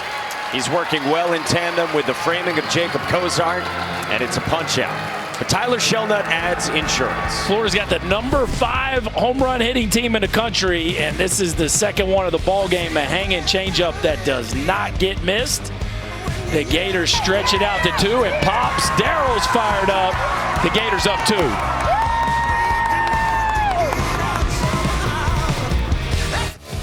Bracket in Omaha looks like this. At the Men's College World Series, down to 7. After this game, we'll be down to 6. Big one coming tonight between number 2 Kentucky and number 3 Texas A&M, who got wins the other day. This is clubbed down the line in left, but foul to lead off the bottom of the 5th for Garrett Pennington. Should be a big one. Kentucky got a walk-off win. Texas A&M got a 1-run win with a robbery to save it in the 9th from Jace Laviolette. 2, 3, and 4 for NC State, down by 2, starting with Pennington, who's been hit by pitches twice. Local guys from Lenexa, Kansas, told us 2.5 hours away. He's been here quite a few times. Was here as a 13-year-old with his buddies. Said they were more interested in the home run derby at the Slump Buster tournament, checking out the Fan Fest, than maybe the college games. Yeah, on top of that, guys, spent 3 seasons at D2 Central Missouri, right? Then he goes to Wichita State. You guys are going to love this. Pulls it on a line to left and over the head of Tyler Shelnut. with a rocket. Shelnut got to it quickly, but it's a double for Pennington.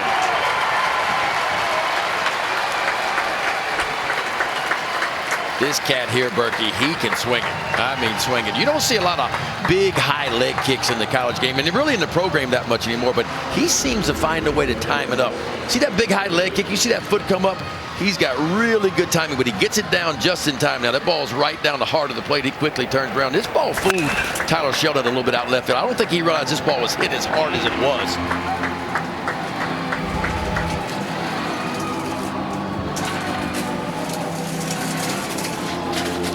Yeah, speaking of that, guys, by the way, that leg kick, that came a little bit later in high school. He had a toe tap his freshman year, and he told me, he said, we had a toe tap, I was hitting well, but I didn't like the way it looked. So we got rid of that toe tap, kept the leg kick, and that's how his stance came to be. But what I really wanted to tell you is through his journey, the portal was such a huge part of him getting to NC State, getting back to Omaha, being a part of this, but he also learned how to smoke. He used a smoker, right? Smoked briskets, pulled pork, ribs, like all the food, all the goods and fixins, and he cooks for his team. So I thought you guys would be interested in that. Ben, I feel like that's speaking your language. Yeah, I was thrown off for a second when she said smoking. Like that called me like barbecuing is what she meant. So yeah, I'm all in on that. Yeah, that's a different kind of smoke, but it's a better kind of smoke. He's just ripping heaters during his toe tap. Yeah. I thought she meant like he had a Marlboro, you know, while he was taking BP or something. You know, I mean, that'd be awesome, though. Here's Alec Makarevich. Yeah. Takes a strike after the visit from Kevin O'Sullivan to Cade Fisher. The other half of the Smash Brothers, Garrett Pennington and Alec Makarevich, who homered his last time, 2-run shot. Rollover bouncer to third at Dale Thomas for the first out. And these guys have meant so much to NC State's lineup. So many home runs in the NCAA tournament. And Berkey, you were saying the vast majority of them from the top of the order. Yeah, and really, if you look at the game so far, Florida has totally handled 5 through 9. But 1 through 4 is, you look at the numbers, it's very clear, especially in the postseason, where this NC State lineup has done damage, and that's what you have got to circle. If you're Kevin O'Sullivan, this pitching staff, you got to handle the top part of this batting order. Well, then this is the cutoff point. Jacob Cozart, the cleanup man and catcher, preseason second-team All-American, enjoying the best season of his career. 1-1 on Cozart, who at the beginning of this season was 35th on our MLB draft rankings. He is an excellent defensive catcher, even at 6'3".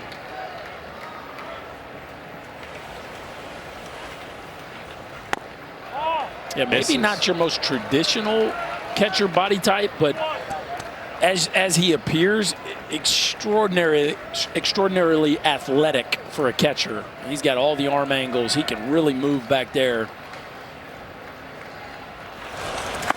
It's elite pitch framing, and he's doing that one leg bend that you've talked about. Yeah.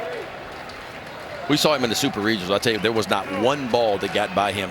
His blocking ability, and that's what it takes. If you're going to go do the one-knee thing, you better be super athletic as a catcher to be able to get down and block balls. But he's also good enough when he can't get to it and block it, he can actually backhand the ball too. Like, he's just one of those dudes. And he calls himself, he said, look, I'm the runt of the family. I got a couple brothers that are 6'7", 6'6". He said, I'm the runt at 6'3", 225. Big time players in their own right. Man at second, 1 out, 3-2, and Cozart strikes out. 2 gone. That's hard to deal with right there, lefty on lefty. This pitcher just takes this breaking ball, a little sweeping slider, just all the way across the zone. And Berkey's a left-handed hitter. It is hard to stay in and keep your rear end on this one and keep your momentum going toward the pitcher, and just sweeps it right to the outside part of the plate. This ball starts behind Cozart. You see him lose that front side, and then by the time the ball gets to home plate, the barrel's already out of the zone. And now Brandon Butterworth after the frustration for Jacob Cozart. We talked about Florida needing their left-handers. They needed Fisher. They need Coppola to be really good. Cade Fisher has only thrown more than his current outing once over the last 6 weeks. Butterworth to right. Wilson backs up and won't get there. Pennington scores, and it's an RBI double from Brandon Butterworth to make it a one-run game. My apologies to Mr. Butterworth. That's now his second hit and his second RBI in this ball game. Sitting down there behind the top four in this lineup, and Wolfpack shortstop, transfer from Western Carolina. To me, Ben, this ball, as hard as it's hit, I think it's funny with this wind direction, he hits it right at the scoreboard, and you almost wonder, is the wind almost blocked? This ball is hit right at the scoreboard, and it holds its line with no problem. A rocket right over the head of Ashton Wilson. And you look at the way that wind's blowing across the field, and you think any ball to right would get held up. That one had no problem getting over the head of the right fielder. And another big swing from Brandon Butterworth, to your point. We had a pull-side RBI single back in the first. So 5-4, man at second, and 0-2 on Alex Sosa. He's 1 for 2 with a strikeout and a single. We weren't sure any balls were getting over outfielders' heads today. And both of these teams have had no trouble on their best hit balls getting damage.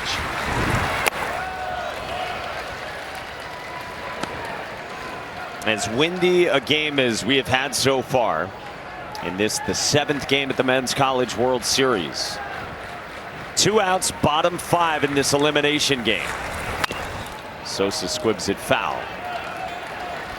It's all about ball flight, right? You're playing into the wind. It is all about ball flight. If you compress it and you keep the ball down, you got a chance to see the ball still carry. And pretty much every one of the balls we've seen here today have just been rockets. Including a home run from Makarevich.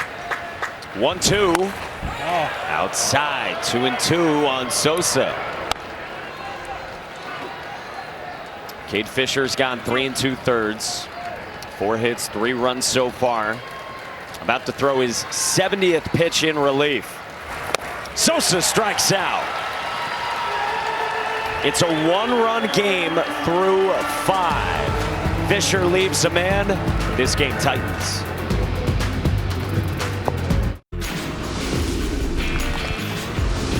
Charles Schwab Stadium. 3 games. All of them end with the home team winning via the walk-off. Cycle for Christian Moore. Second in Men's College World Series history. Laviolette backs up and makes the catch. Wow! Sharply on the ground. Wilkerson from his knees. Hunter Ensley bolts back and makes the catch. Somehow hung up. How about some of these moments, Ben, that we have seen? Some of the defense over the last few days. I tell you, we've seen a little bit of everything. I mean, the boys on defense have been outstanding. Some big hits and some giant situations. Obviously, the first 3 games, walk-offs. Honeycutt does it yet again for North Carolina. Laviolette robs the ball right there. Our shortstops have been outstanding in this one. We keep saying it. I mean, last year we all felt like was maybe the best College World Series we've ever seen. It's hard to argue this one's not off to a better start. With a field that was very open, that had 7 of 8 as national seeds, plus this Florida team, the preseason #2 in the country, and the reigning runner-up. Cozart takes that foul ball. Your Cinderella was preseason #2. Not Oral Roberts, no disrespect, but that was a regional 4 seed compared to what Florida is. Yeah. Preseason #2 and been here 9 of the last 14. I think to say that. That ain't good? Wild. Brody Donay swings through it, and it's 1-2 against Logan Whitaker. First 4 games were all 1-run games, including 3 walk-offs to start this. If you weren't with us over the weekend. Fouled back, right on right, changeup. I like he's going back to it again. He didn't lose any confidence. Look, before he gave up the home run to Shelnut, that was a really good pitch for him. 1-2. That's a better pitch. When you think about the combo of his command with Cozart's framing, that's pretty elite. Pretty good combination. And that change up and then follow it with a fastball, a little paint piece on the outside part. It don't get much better than that. You slow the bat down and you just paint one around the outside corner. Look where Cozart sets up. It says, big right-hander, give it to me right here on the outside part. And that is dotting the I on the outside part right there. 2 hits in Michael Robertson's day so far. That's a strike. Ben, what did you want your catchers to do behind the plate? Well, we talked about the new stance for catchers, and I like the new stance. I get it. I mean, you can steal some balls working from the ground up. That's what we're all doing. But what I don't like from catchers a lot of times, and that's a good look at it right there, is the glove drops to the ground. And that's what always threw me off as a pitcher. So in other words, if we go back to that look right there, Cozart gives the target where he wants it. But as I wind up and I start to come down the slope, the target disappears. Now, what am I throwing for now? Now I got to pick up your right kneecap, or if I'm coming up, I got to pick up your face mask. As a pitcher, if that's where you want the ball, I want to see the ball the whole time. I mean, your glove the whole time. See, watch it right there. It goes down. So now I'm almost throwing to an imaginary target. And I get it. We want to work, and it does save some pitches from time to time. But I also wonder where the teetering point is for some pitchers who need to see. Because for me, I was not only looking at the glove. When I was on my game, I was looking for a part of the glove. I always thought if I aim small, I miss small. And when that target's not there, sometimes it creates a miss. Do you think though that because that's the technique that everybody's using right now, that the pitchers just get used to it? I think they do over time. Yeah. Now, there are some catchers in the big leagues, and there are some pitchers in the big leagues that will tell their catchers, hey, I want to see a target all the time. Adley Rutschman's one of them for the Orioles. Like, he gets down in the new stance from time to time, but he will leave his glove there. Like, because some of the pitchers on the Orioles, they want to see the glove the whole time. And so everybody's a little bit different.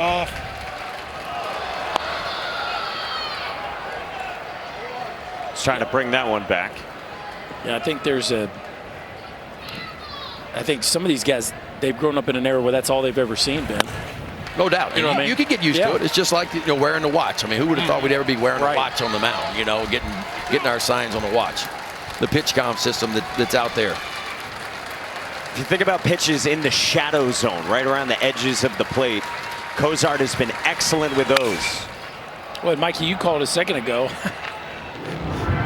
You called the old 5-6-3 double play. Like, we'd say, well, how the heck are you going to turn a 5-6-3 double play? Well, you turn it because you're shifting all the time, and you practice shifting it and it get used natural. to it. It looked totally natural. You can get used to anything over time.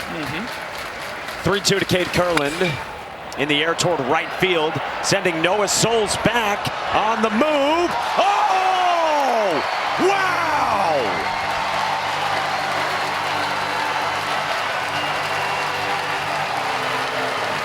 These boys play a little defense now, Berkey.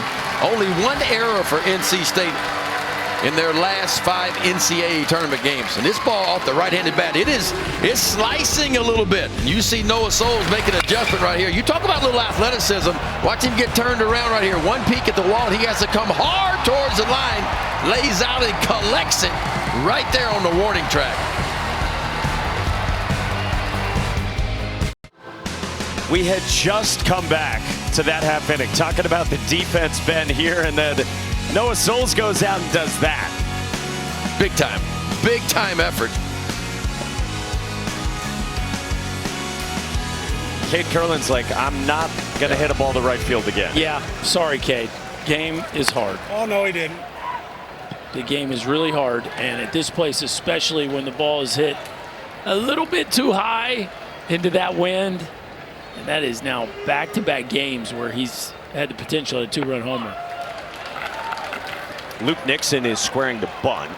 2 out of the zone from Cade Fisher. And Cade Kurland, man. Oh. Nixon a fly out and a strikeout so far. And that's out of the zone from Cade Fisher again. We told you Noah Souls, heart and soul guy in this NC State program. Had ankle surgery earlier this year and came back, now dealing with a bad hamstring. And as of last night, Elliot Avent was told that Noah Souls is only 80% healthy, but he wanted to give his 5th-year senior a chance to play today if he wanted to, as Nixon walks. Don't miss Game 5 of the NBA Finals tonight, 8:30 Eastern on ABC, ESPN Deportes, ESPN Plus, and ESPN Radio. Can the Celtics close it out for Banner 18? Coverage tips with NBA Countdown presented by DoorDash at 8. Put that one in the books. You think it's over? Yeah, the C's raise another banner tonight. Why is that? it was the old, like, we ain't sweeping on the road. We're going to wait. We're going to wait one more game, get it back home, win it at home. That's what I got. He's J.J. Redick, Chris Burke up here in the booth. Fisher out, a pitching change in a one-run game. Brought to you by Wendy's. The best nugs are now even better. Wendy's new saucy nugs take the nugs you love and sauce them up in bold flavors, including buffalo, honey barbecue, garlic parm, and spicy ghost pepper. Try them all today for a whole new way to nug. It's gotta be Wendy's. Even Mike Pelkey loves them. The great Mike Pelkey. The great. He's like him some French fries. Yeah, he gonna fries. Thanks to Wendy's for the nugs. Andre had some the other night. Yeah, that's a thumbs up. Shouts to Andre.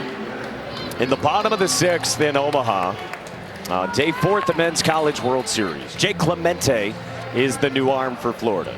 Yeah, nice arm, too. Fastball's going to average 94. He'll show you a 5 or 6 every now and then out of Coral Springs, Florida, making his 17th appearance of the year. 25 and a third is all he's worked, but he can strike you out. 35. Walks can be an issue for him. 17 walks and just 35 and a third. Matt Hebner pops up a bunt right at Dale Thomas. Missed opportunity for NC State. Yeah, trying for a bunt for a hit right there, too. That wasn't a sacrifice. Dale Thomas was hunting it, though. Watch him. He's anticipating. He's on the balls of his feet. And a little bunt for a hit action there, trying to get the angle to third base. Thomas snipped it out from the jump. Hefner catches the bottom of the ball, and NC State first out recorded here in the top of the 6th. Bottom of the 6th, excuse me. You're excused. Bottom of the 6th. Noah Souls with 1 out and 1 on. Clemente, 4-pitch mix, fastball, slider, changeup, and he'll show an occasional curveball, but it is fastball heavy for the year. 66% of the time he will throw that fastball.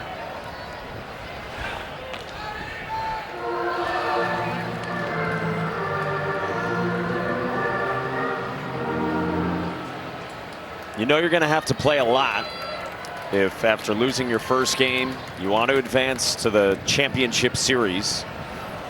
So you got to ration out your pitching. Runner goes on a hit and run. The throw. Got him.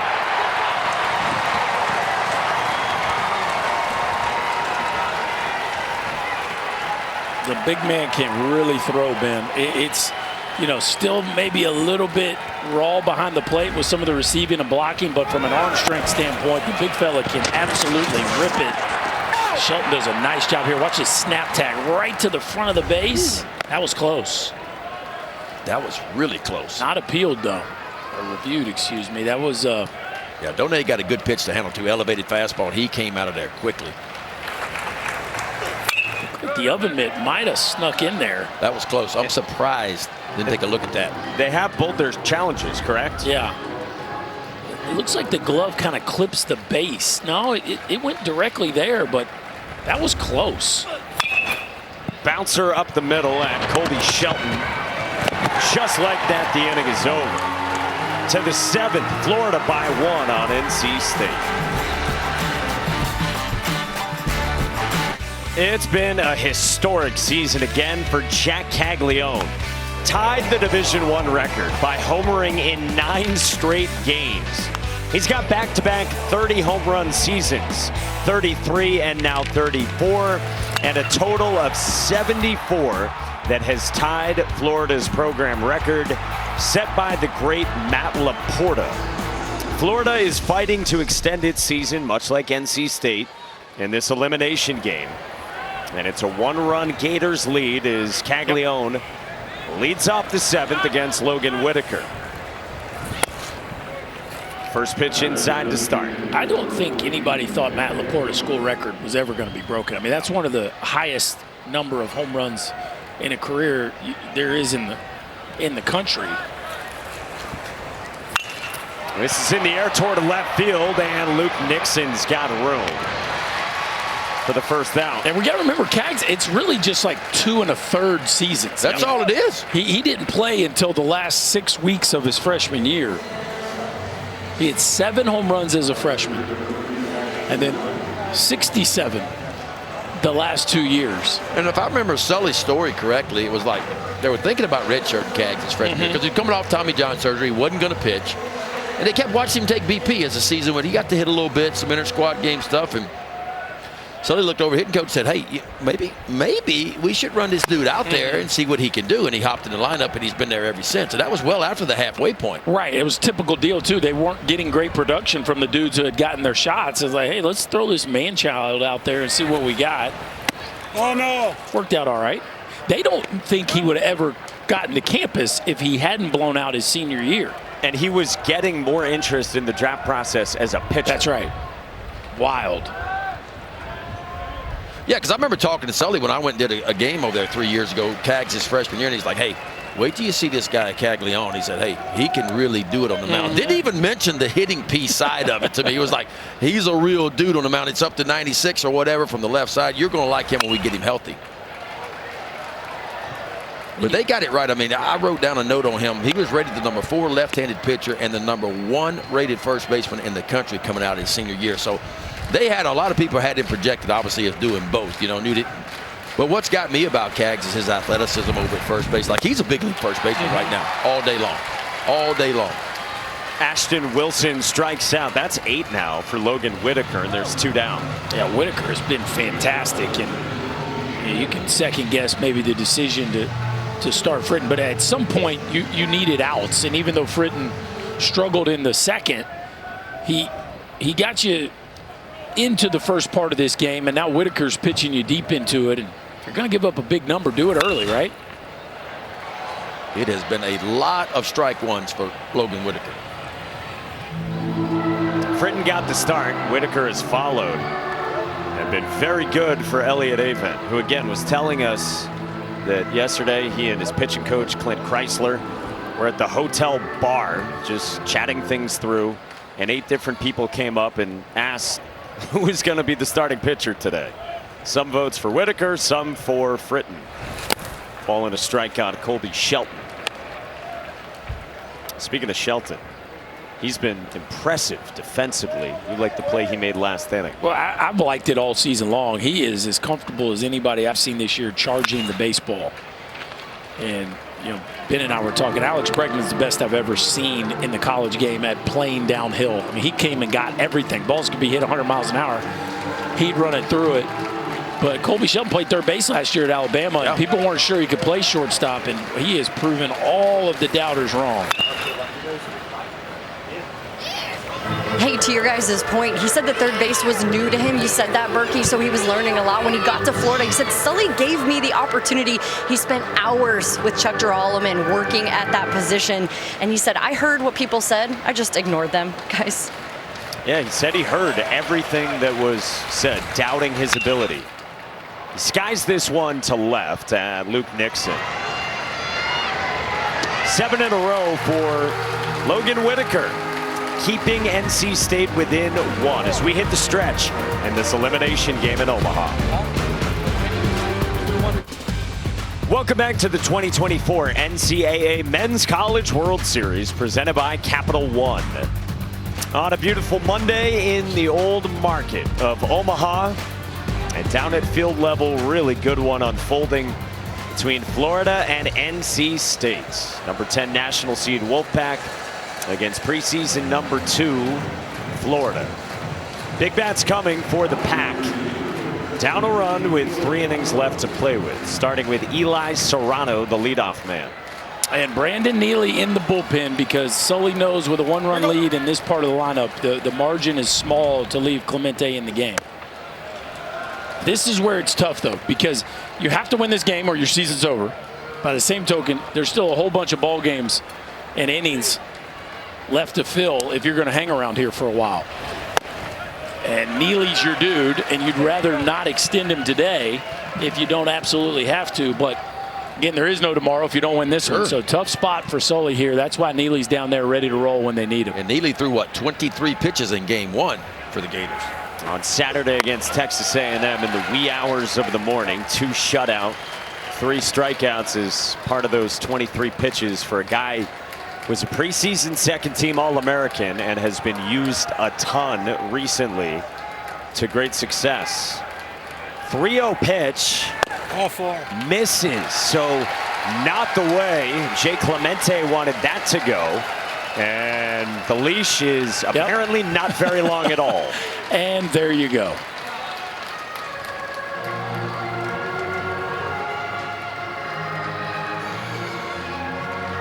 Because you've got Garrett Pennington and then Alec Makarevich looming for NC State.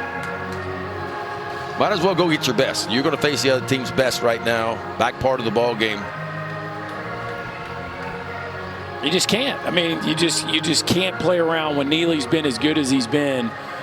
Clemente, if it went 1, 2, 3, okay. But once there's traffic, you got to get the ball to Neely here. So this will be best on best in a one-run game. These two programs fighting to save their seasons. Pennington and Makarevich looming, and Brandon Neely enters on the big stage in Omaha.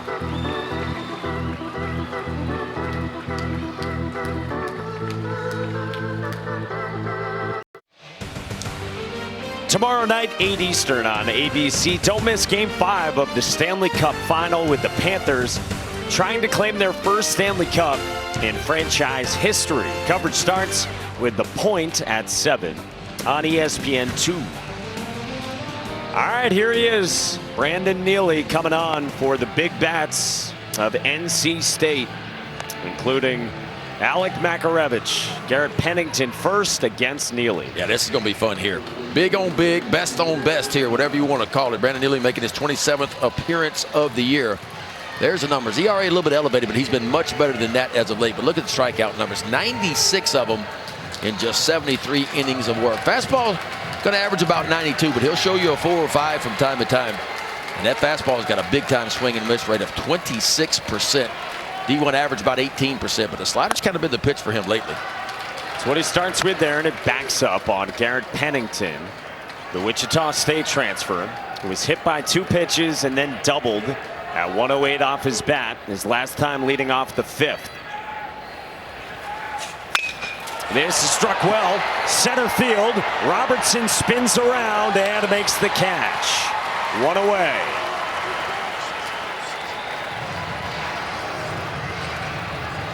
.106 off the bat. That's pretty good right there. I mean, that's barreling the ball up, but straightaway center field in this wind, you get it up too high, it is going nowhere. Yeah, down the lines, the wind can be managed. You hit that ball right the 408 sign, and good luck. So now Alec Makarevich, switch hitter from the left side. Hit a huge home run late in the game on Saturday against Kentucky. Had a 2-run shot to left back in the 3rd.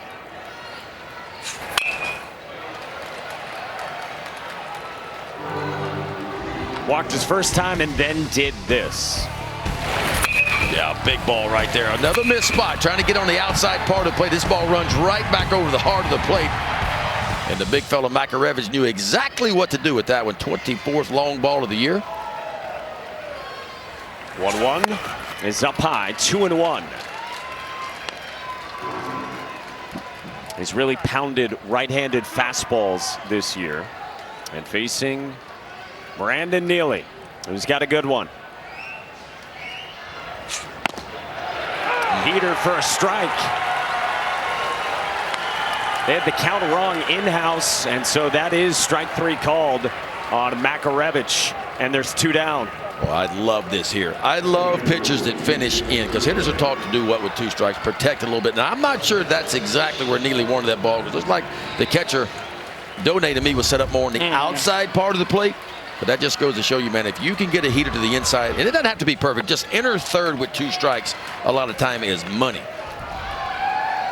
Now it's up to Jacob Kozart, superstar catcher for the Wolfpack. 0 for 2 with a walk after a 3-hit day Saturday. Boy, you think about NC State in the 6th, leadoff walk, but nothing doing. Get a leadoff walk here in the 7th. Big bats to follow, but now 2 outs. Cut and a miss on 94. The fastball just different. When he's fresh, the way the ball gets out of his hands, guys just have a really hard time squaring it up. He's just going right at him, too. My best against yours. It's 18 innings, 3 earned runs for Neely in the NCAA tournament. He has struck out 26 in that time. Opened as the closer this year, moved into the rotation, now back in the bullpen. 2-2.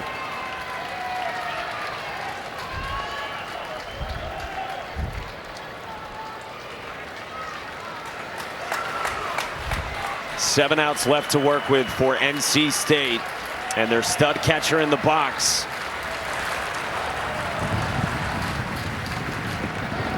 Long hold, 2-2. That is high and a full count.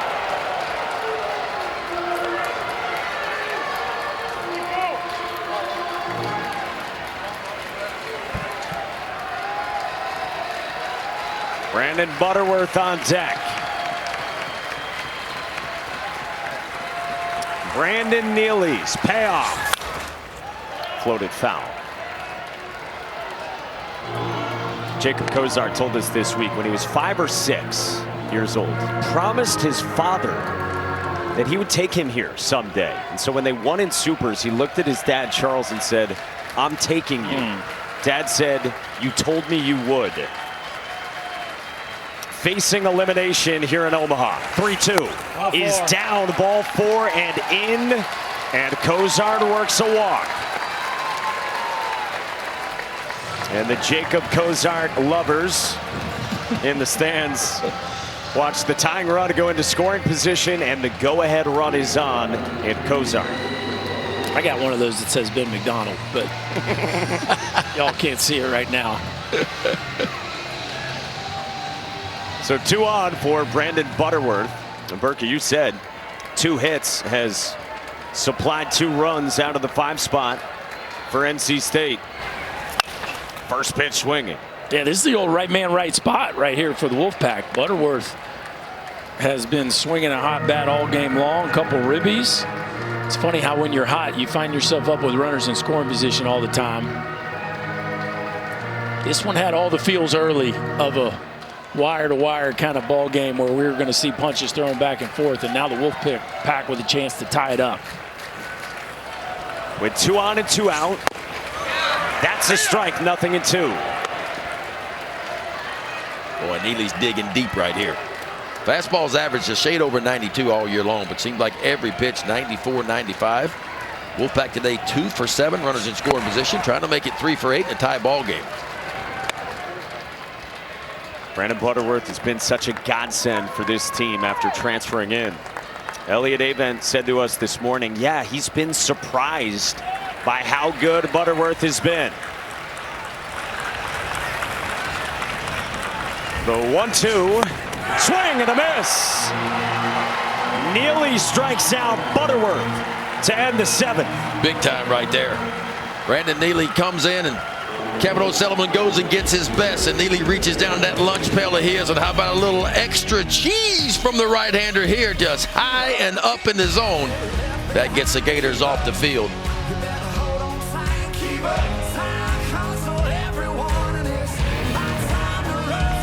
This telecast is copyrighted by the NCAA for the private use of our audience. Any other use of this telecast or any picture, descriptions, or accounts of the game without the NCAA consent is prohibited.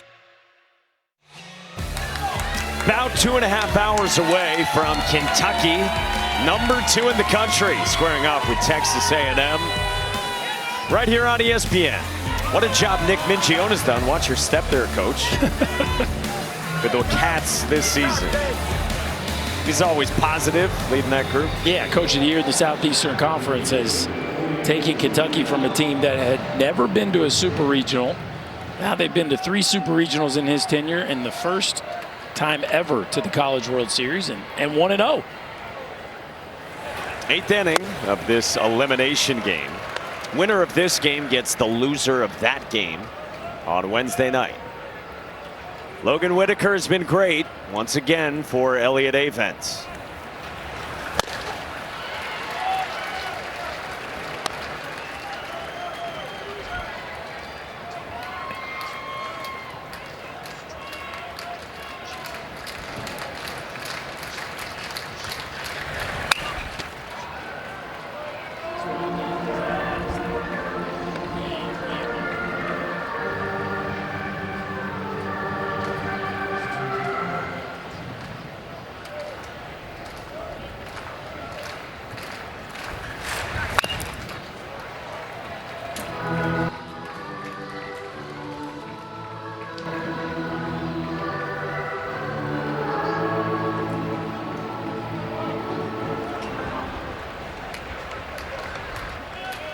0-2 on Luke Heyman out of the 5 spot.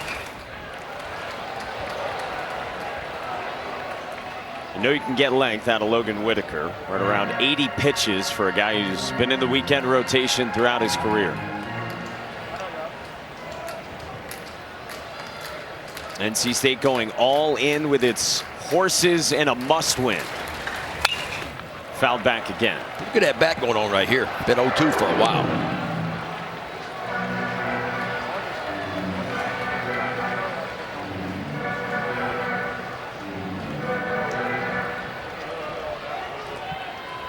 Checking out Brandon Neely in the dugout.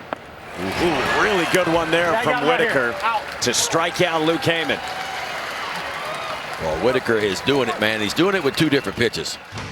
That was a strike there on a changeup, and the changeup is what he got most of the strikeouts on early, and I mean some really good ones. Righty on righty changeup. That thing is dive bombing down and away, and then he started going to the elevated heaters and just rearing back, taking that 4-seam fastball and just ripping it through the top of the zone.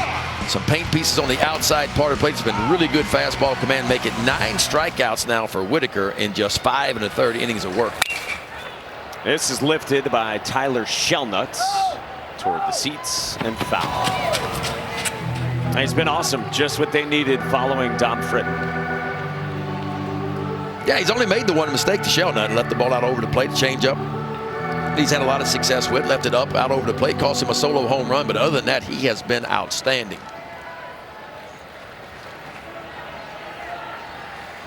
Fritton went the first 2, and then Whitaker entered with a 1-2-3 third. Shellnutt slices this one foul. Line out, ground out, home run to the pull side, like Ben said, for Tyler Shellnutt.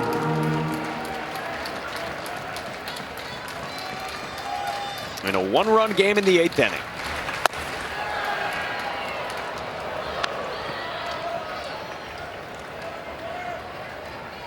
Darryl Shellnutt, Tyler's father, looking on.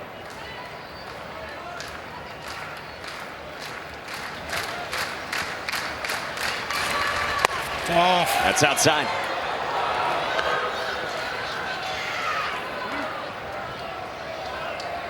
It's a career high, tying 9 strikeouts for Logan Whitaker on this stage. And that's outside again. It's just interesting. We're seeing it with both guys in the game right now, whether it's Neely or Whitaker, 2 people that have elevated their game down the stretch, and it's just very clear that they have found whatever it is, mechanical, it could be a mental approach, whatever it is that has them executing at their highest level. I mean, think about it this way. Since we got aluminum bats introduced in the college game in 1974, to strike out 10 in a College World Series game, only 3 relievers have done it. Wow. Whitaker's come in with 9. Nearly had a 10. Burns do it last year? He had 9 against Stanford. 9. Interesting.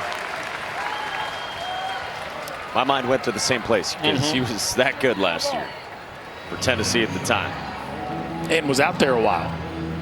And that was a long relief appearance. These are the guys who have done it. 2018, 2013, and 1983, Calvin Schiraldi. I'm about to say, he pitched in relief, Ben. He probably thrown, what, about 140 in 2 days before? Yeah. Crank it right back up. I don't think he pitched in relief all that often, did he? No. Man aboard for Florida and running, and Dale Thomas swinging, who pops it up. Foul ground at Garrett Pennington. Shellnutt back to the bag and 2 gone. Schiraldi was there when Clemens was at Texas, right? Yeah. Yes. I don't think they needed a whole lot after those 2. No. A couple horses right there. Just a little bit of offense, and we'll just run those 2 out there. So Logan Whitaker with those 9 strikeouts has 2 outs. And meanwhile, Brandon Neely, Reddies. His NCAA tournament ERA is 1.42. Brandon Neely's. Brody Donay, the catcher, steps in. Got a hanging breaking ball. Brody has walked and he has struck out a couple of times. Both times against Logan Whitaker. For a Florida team playing in another tight one, just like NC State as well, who went 10 innings on Saturday with Kentucky. Swing and a miss.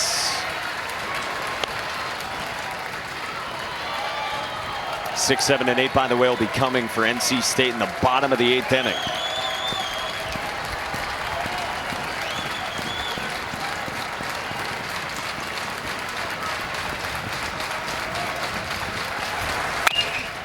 Chopper left side, and Makarevich ends the inning.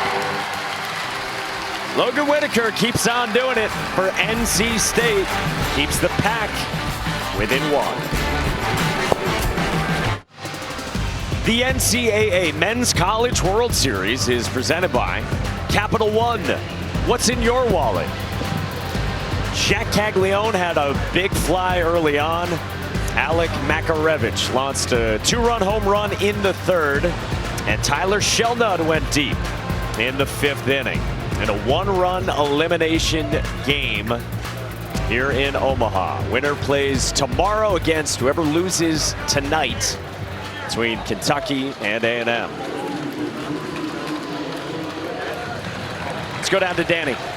Yeah, so Brandon Neely back out, guys. When we talked to him earlier this week, he said last year Kevin O'Sullivan told me I was going to be the closer, okay? And Sully thought that that was going to be the best role for him. He wanted to start.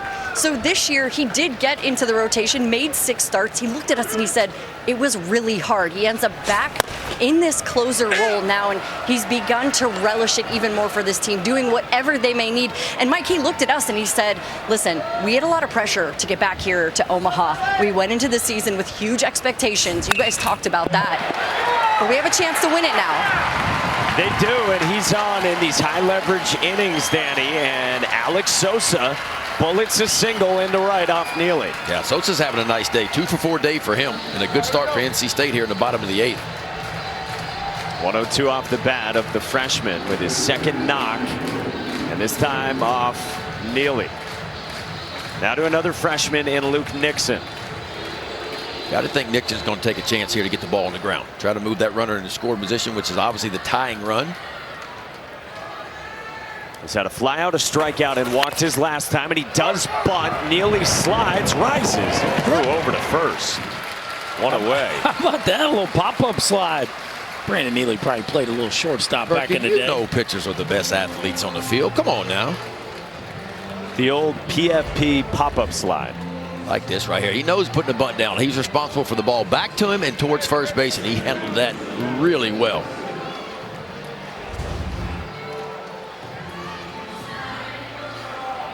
So he's got his first out, and now looks like we're going to get a pinch runner for Alex Sosa at 2nd at a conference between Elliott Avent and Matt Hefner.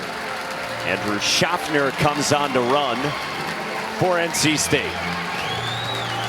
Saw him come off the bench for Noah Souls on Saturday against Kentucky in the Wolfpack's opener.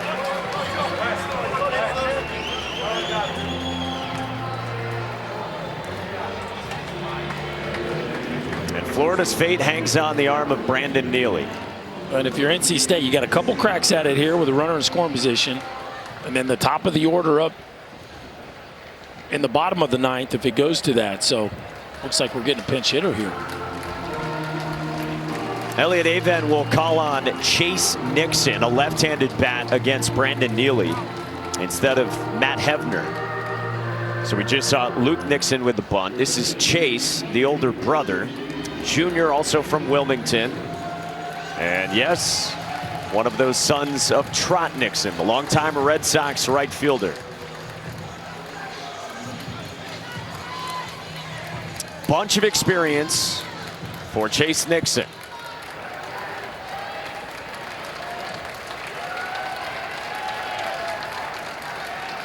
With 1 out, the first pitch is knee high at 95 for a strike. We talked to Brandon Neely about this mentality on the mound. He says it's just me and the catcher, literally. Said there's times where coaches will be yelling stuff between pitches to him. He comes back in the dugout and they're like, yo, did you hear me? And he says, no, I did not hear at all what you were saying. Locked in. That's what he is. Pretty solid average for Chase Nixon against high velo. Plays off the 0-2 at 95. Yeah, Chase Nixon really good at going to the backside of the field. If he gets a fastball kind of up and out over the plate, maybe a little bit outside part of the plate, he's outstanding at driving it out toward left center field. 1-2. Fouls that one away backside. We asked Brandon Neely if he's an adrenaline junkie, because it sure seems he is when he's on the mound. He said, I'm actually kind of scared of heights. If I'm on a roller coaster, it's because I got dragged into it. Not too happy at amusement parks, but loves these stages. Inside, 2-2, tried a breaking ball. So what you're saying is he will not be on that Ferris wheel out in center field. You will. Not going to happen. Yeah, I'm afraid I'll be up there. Getting drugged into it. Whether I want to or not. Pressure-packed 8th inning. 2-2. Fouled away. Boy, he's letting that ball travel, and he's letting it get as deep as he can.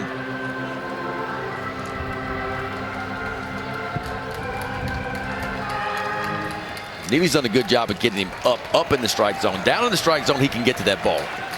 Up, going to be a lot tougher. Man at second, 1 out. 2-2 again. Yeah! This one went around, Karam's away.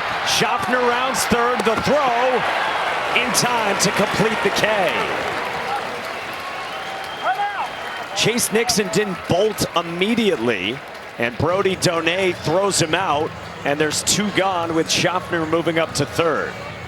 Ben, I don't know about you, but I thought Donay was moving a little casually towards this baseball, and I thought this was going to end up being a situation where Chase Nixon, who didn't see it right away, Brody Donay, look at him break down, shuffle once, and that's a guy who knows how much arm strength he has to take his time like that. Nice job by Heyman getting the outside of the base. His internal clock was pretty good. So I'm like you, I was working, get to it, get to it. He knew just how much time he had.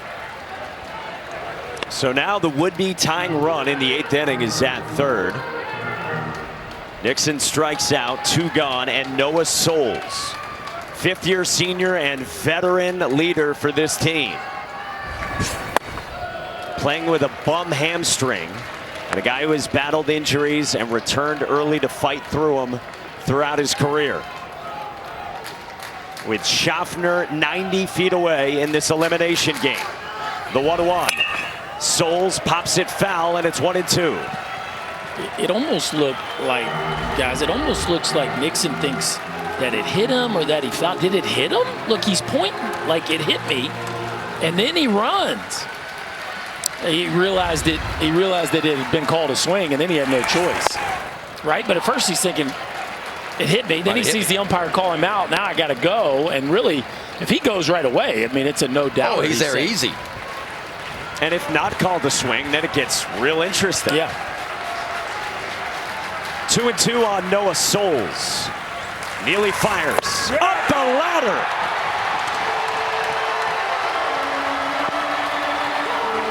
Boy, this is what you need, folks. This is what you need. You need your big-time performers to show up in big moments.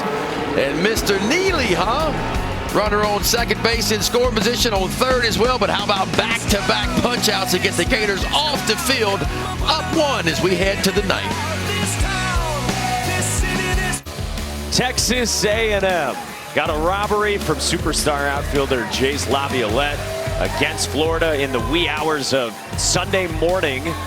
And they're coming down the escalator, getting ready to head on over to the Chuck. They play tonight, 7 o'clock Eastern, 6 local here on ESPN against Kentucky. Winner of this game plays tomorrow night, 7 o'clock Eastern, against the loser of that one. 1-run ball game. Both teams about to send the top of their orders up here. Going to be an interesting 9th. Logan Whitaker's back out, drops in a changeup to 9-hitter Michael Robertson, who's got 2 singles and is grounded out to short. Yeah, Florida would love for a little insurance here. You know you're getting Jack Caglione and at bat. You'd love to have people aboard. And I'm honestly surprised NC State hasn't moved a little more oppo on Michael Robertson, just the way he's been shooting that ball to the backside last couple weeks. But this is, yeah, it starts with Robertson, and for the Gators, this is the guy you want up right here, right now to start an inning. 1-2 is strike 3 called. Excellent command all day. And Logan Whitaker's got a new career high with 10 strikeouts. How about 10 punch-outs out of the bullpen? Boy, he's been everything that Elliott Avent hoped he would be. And I'm going to tell you, folks, you can't throw it any better than that. You can see where Cozart is set up, and that is just perfectly placed on the outside part. 96 pitches for Logan Whitaker, and now Cade Curlin takes ball 1. Guys, yeah, I went up to Clint Chrysler, asked him how long they're going to leave Whitaker in. I said, "Are you going to ride him?" Just gave me a head nod. Yeah, so he's staying in for now. Fifth-year senior, you'd expect nothing less from Elliott Avent's NC State group. Well, and you're using your eyeballs too, right? Like, the stuff has not dipped. The command has not wavered. Though that is Jake Duden and Cooper Consiglio, pair of great freshman relievers. Oh. That just misses. 2-1. That might be one where if the catcher sets up differently, that is for sure a strike. That one didn't miss. It was just called a ball. This will be pitch number 100 for Whitaker. 2-1 right on right changeup. Oh, that changeup has been outstanding. I mean, outstanding. And he just sells it. The arm speed, the arm slot, everything looks just like the fastball. The difference is it's about 12 to 13 miles per hour slower. Whitaker's 2-2. Fouled away. Season high in pitches for Logan Whitaker is 109 back in March. That was before he missed more than a month, like we said. A little issue they couldn't figure out health-wise for him, but he's been back for over a month now. 2-2. In the air, center field and shallow, and Eli Serrano drifts in. Oh gosh. Look out. He's got it. Next to Chase Nixon for the second out. Base is empty for Jack Caglione, and it's today's Capital One rewarding performance. Cags dropped ahead on one big fella. 34 homers now, tied for the all-time lead in the history of the University of Florida. And that 3-run homer in the second inning is carrying this team right now. A solo shot by Shelnut for their 5th run, and they're just not even messing with him here with 2 outs and nobody on. And Logan Whitaker not happy about it, Ben. He's not happy about that one. He had to take a little 20-second timeout. He wants a little piece of Cags, doesn't he? Hey, when you're in a zone like that, you feel like you can get anybody out. It doesn't matter who it is. But I think this is clearly the right move.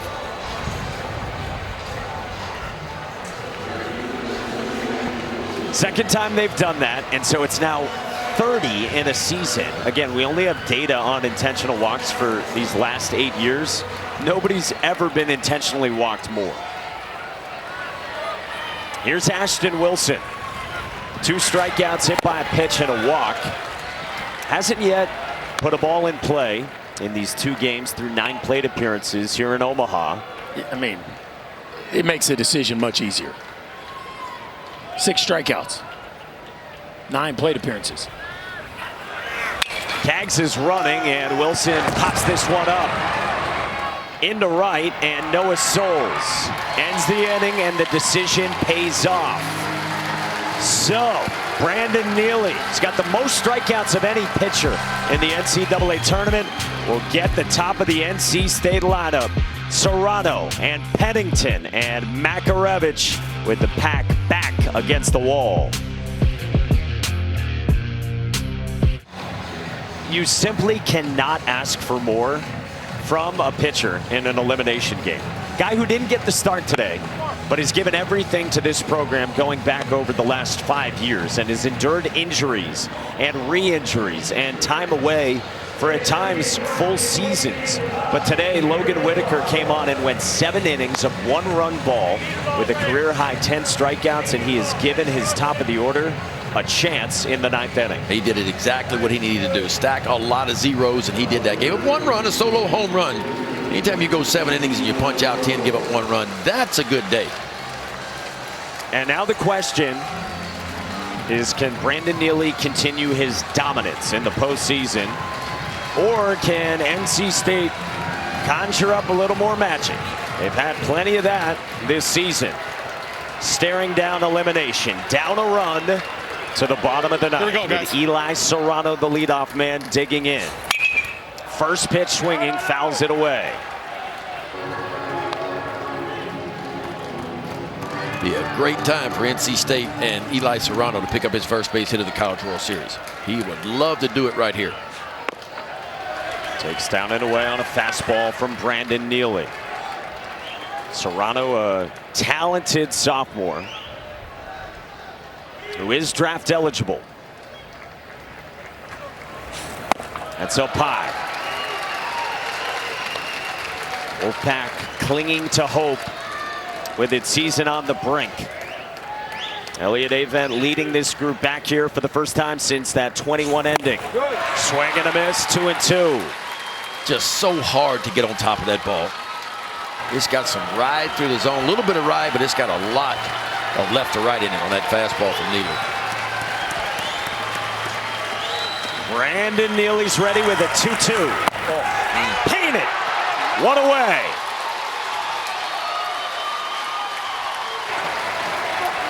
I mean, forget about it. You take that heater and run it to just shove it to the inside part with 2 strikes, it is money. Watch him just stuff this 4-seamer just right in there, perfectly placed on the inside part of the plate.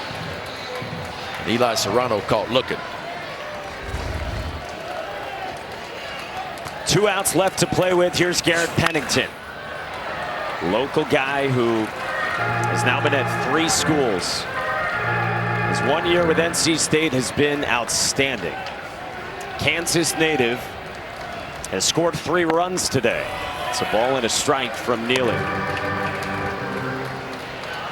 Jack Cagliano's been intentionally walked twice since his home run, and that looms large in a 1-run game.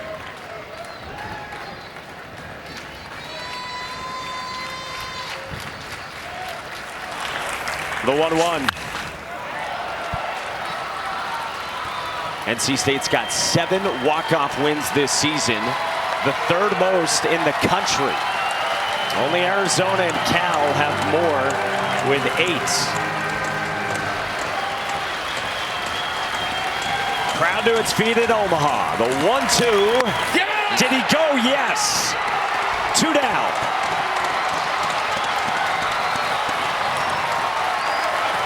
Fastball on that first strikeout and an invisible slider. I mean, this thing took a hard right to left and back-to-back strikeouts, and NC State down to their last out. Well, those are the kind of swings you get, Ben, when guys are getting ready for a heater, right? They've seen the way that fastball is exploding out of the hand of Neely, and Pennington trying to cheat right there and couldn't put on the brakes against that slider. It's up to Alec Makarevich, who's had one of the best seasons in NC State history. Left East Carolina his home to join the pack and help lead them here. 0-2. Best fastball of the day, velocity too, 96. Spinning at 2,300 RPMs, which is better than big league average spin.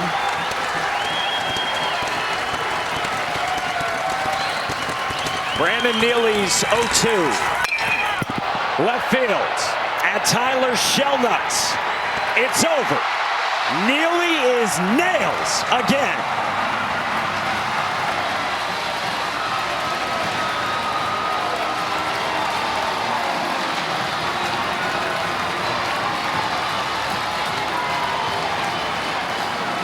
Pretty impressive stuff. Brandon Neely has willed this Florida pitching staff to complement their offense throughout the postseason, and he just continues to take the ball and deliver for the Gators. What a ball game. A fantastic ball game. Both teams traded some punches there in the middle parts, but it was all about Whitaker and Neely down the stretch, and Brandon Neely makes that 1-run lead stick. Yeah, and I tell you, Neely punches out 4 of the final 5 batters he sees. Clemente was good too in his 1 inning. Neely was even better than that. I tell you what, that's tough for NC State. Tough game for them. Give Logan Whitaker so much credit. I mean, he gave NC State a chance to climb back in this thing. I mean, you go 7 innings, 1 run, he punches out 10. A big number for me for NC State, man. They had some opportunities, y'all. I mean, 2 for 10 with runners in scoring position. Just couldn't get enough of those big base hits. One-run games are the norm here in Omaha. They have been now for 2 seasons. Logan Whitaker across 7 sterling innings kept NC State in this game, gave him a chance. But Brandon Neely is spectacular. And in the NCAA tournament, he's got 19 innings with 3 earned and 29 strikeouts. Got a home run as well from Jack Caglione, who's with them. Mike, thank you so much. Jack, we were just pointing to the stands. I saw Mom earlier. Dad had to rush here to make it, though, right? Yeah, he had some work. You know, Mondays aren't, just baseball days for everybody. So he made it when he could. Elimination games and the Gators go hand in hand. What makes you guys so dangerous? Honestly, just no quitting this team. We're never out of a ball game. And yeah, I mean, we just play for each other, and that's what we've been doing this whole postseason, and that's what we're just going to continue to do. What allows you to flip the switch when it doesn't work out on the mound, but you have to come back to the plate? Yeah, I mean, we worked on that a lot last year. That was a big emphasis of last year, doing both for the first time at this level. So doing it this year was a lot easier. Talking to Chuck and Sully, they were like, you just got to flush it, and you got to move on, and I think I did a good job of that. No one gets more intentionally walked than you. And sometimes you only see a pitch. You told us that. How's your approach at the plate in this game?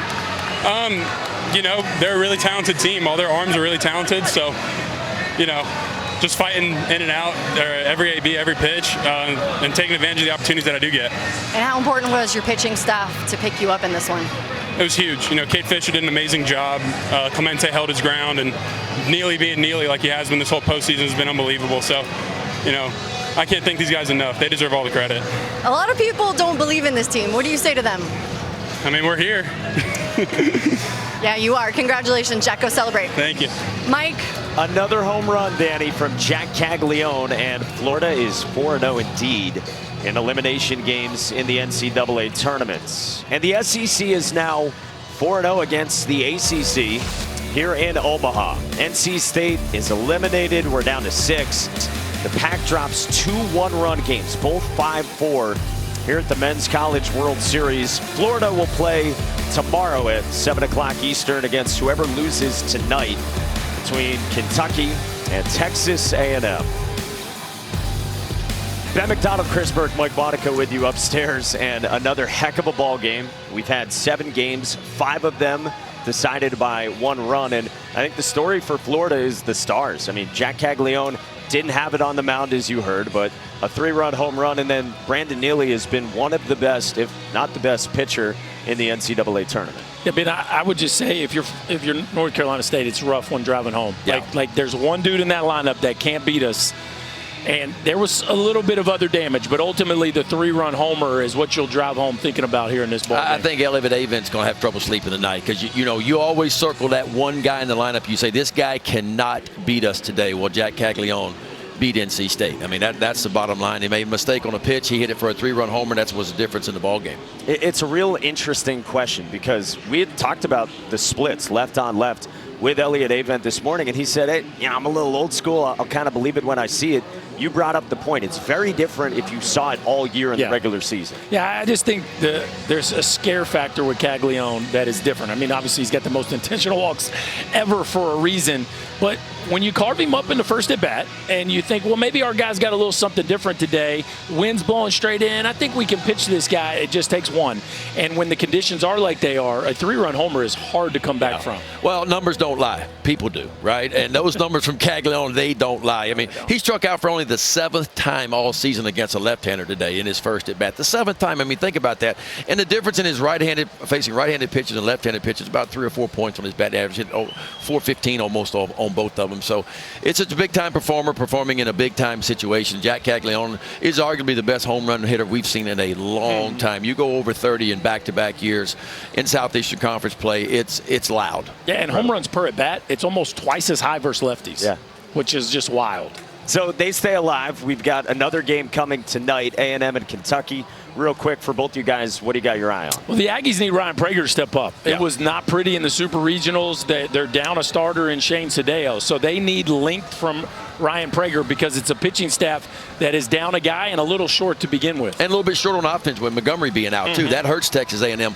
I've always liked Kentucky here because when the wind blows in, they're one of the only team here for me that plays a lot of small ball. And when the wind blows in, sometimes it can favor a team like that because Kentucky can pressure you a lot of different ways. They bunt, they're going to hit and run, they're going to fake bunt, they're going to do a lot of things to speed the game up.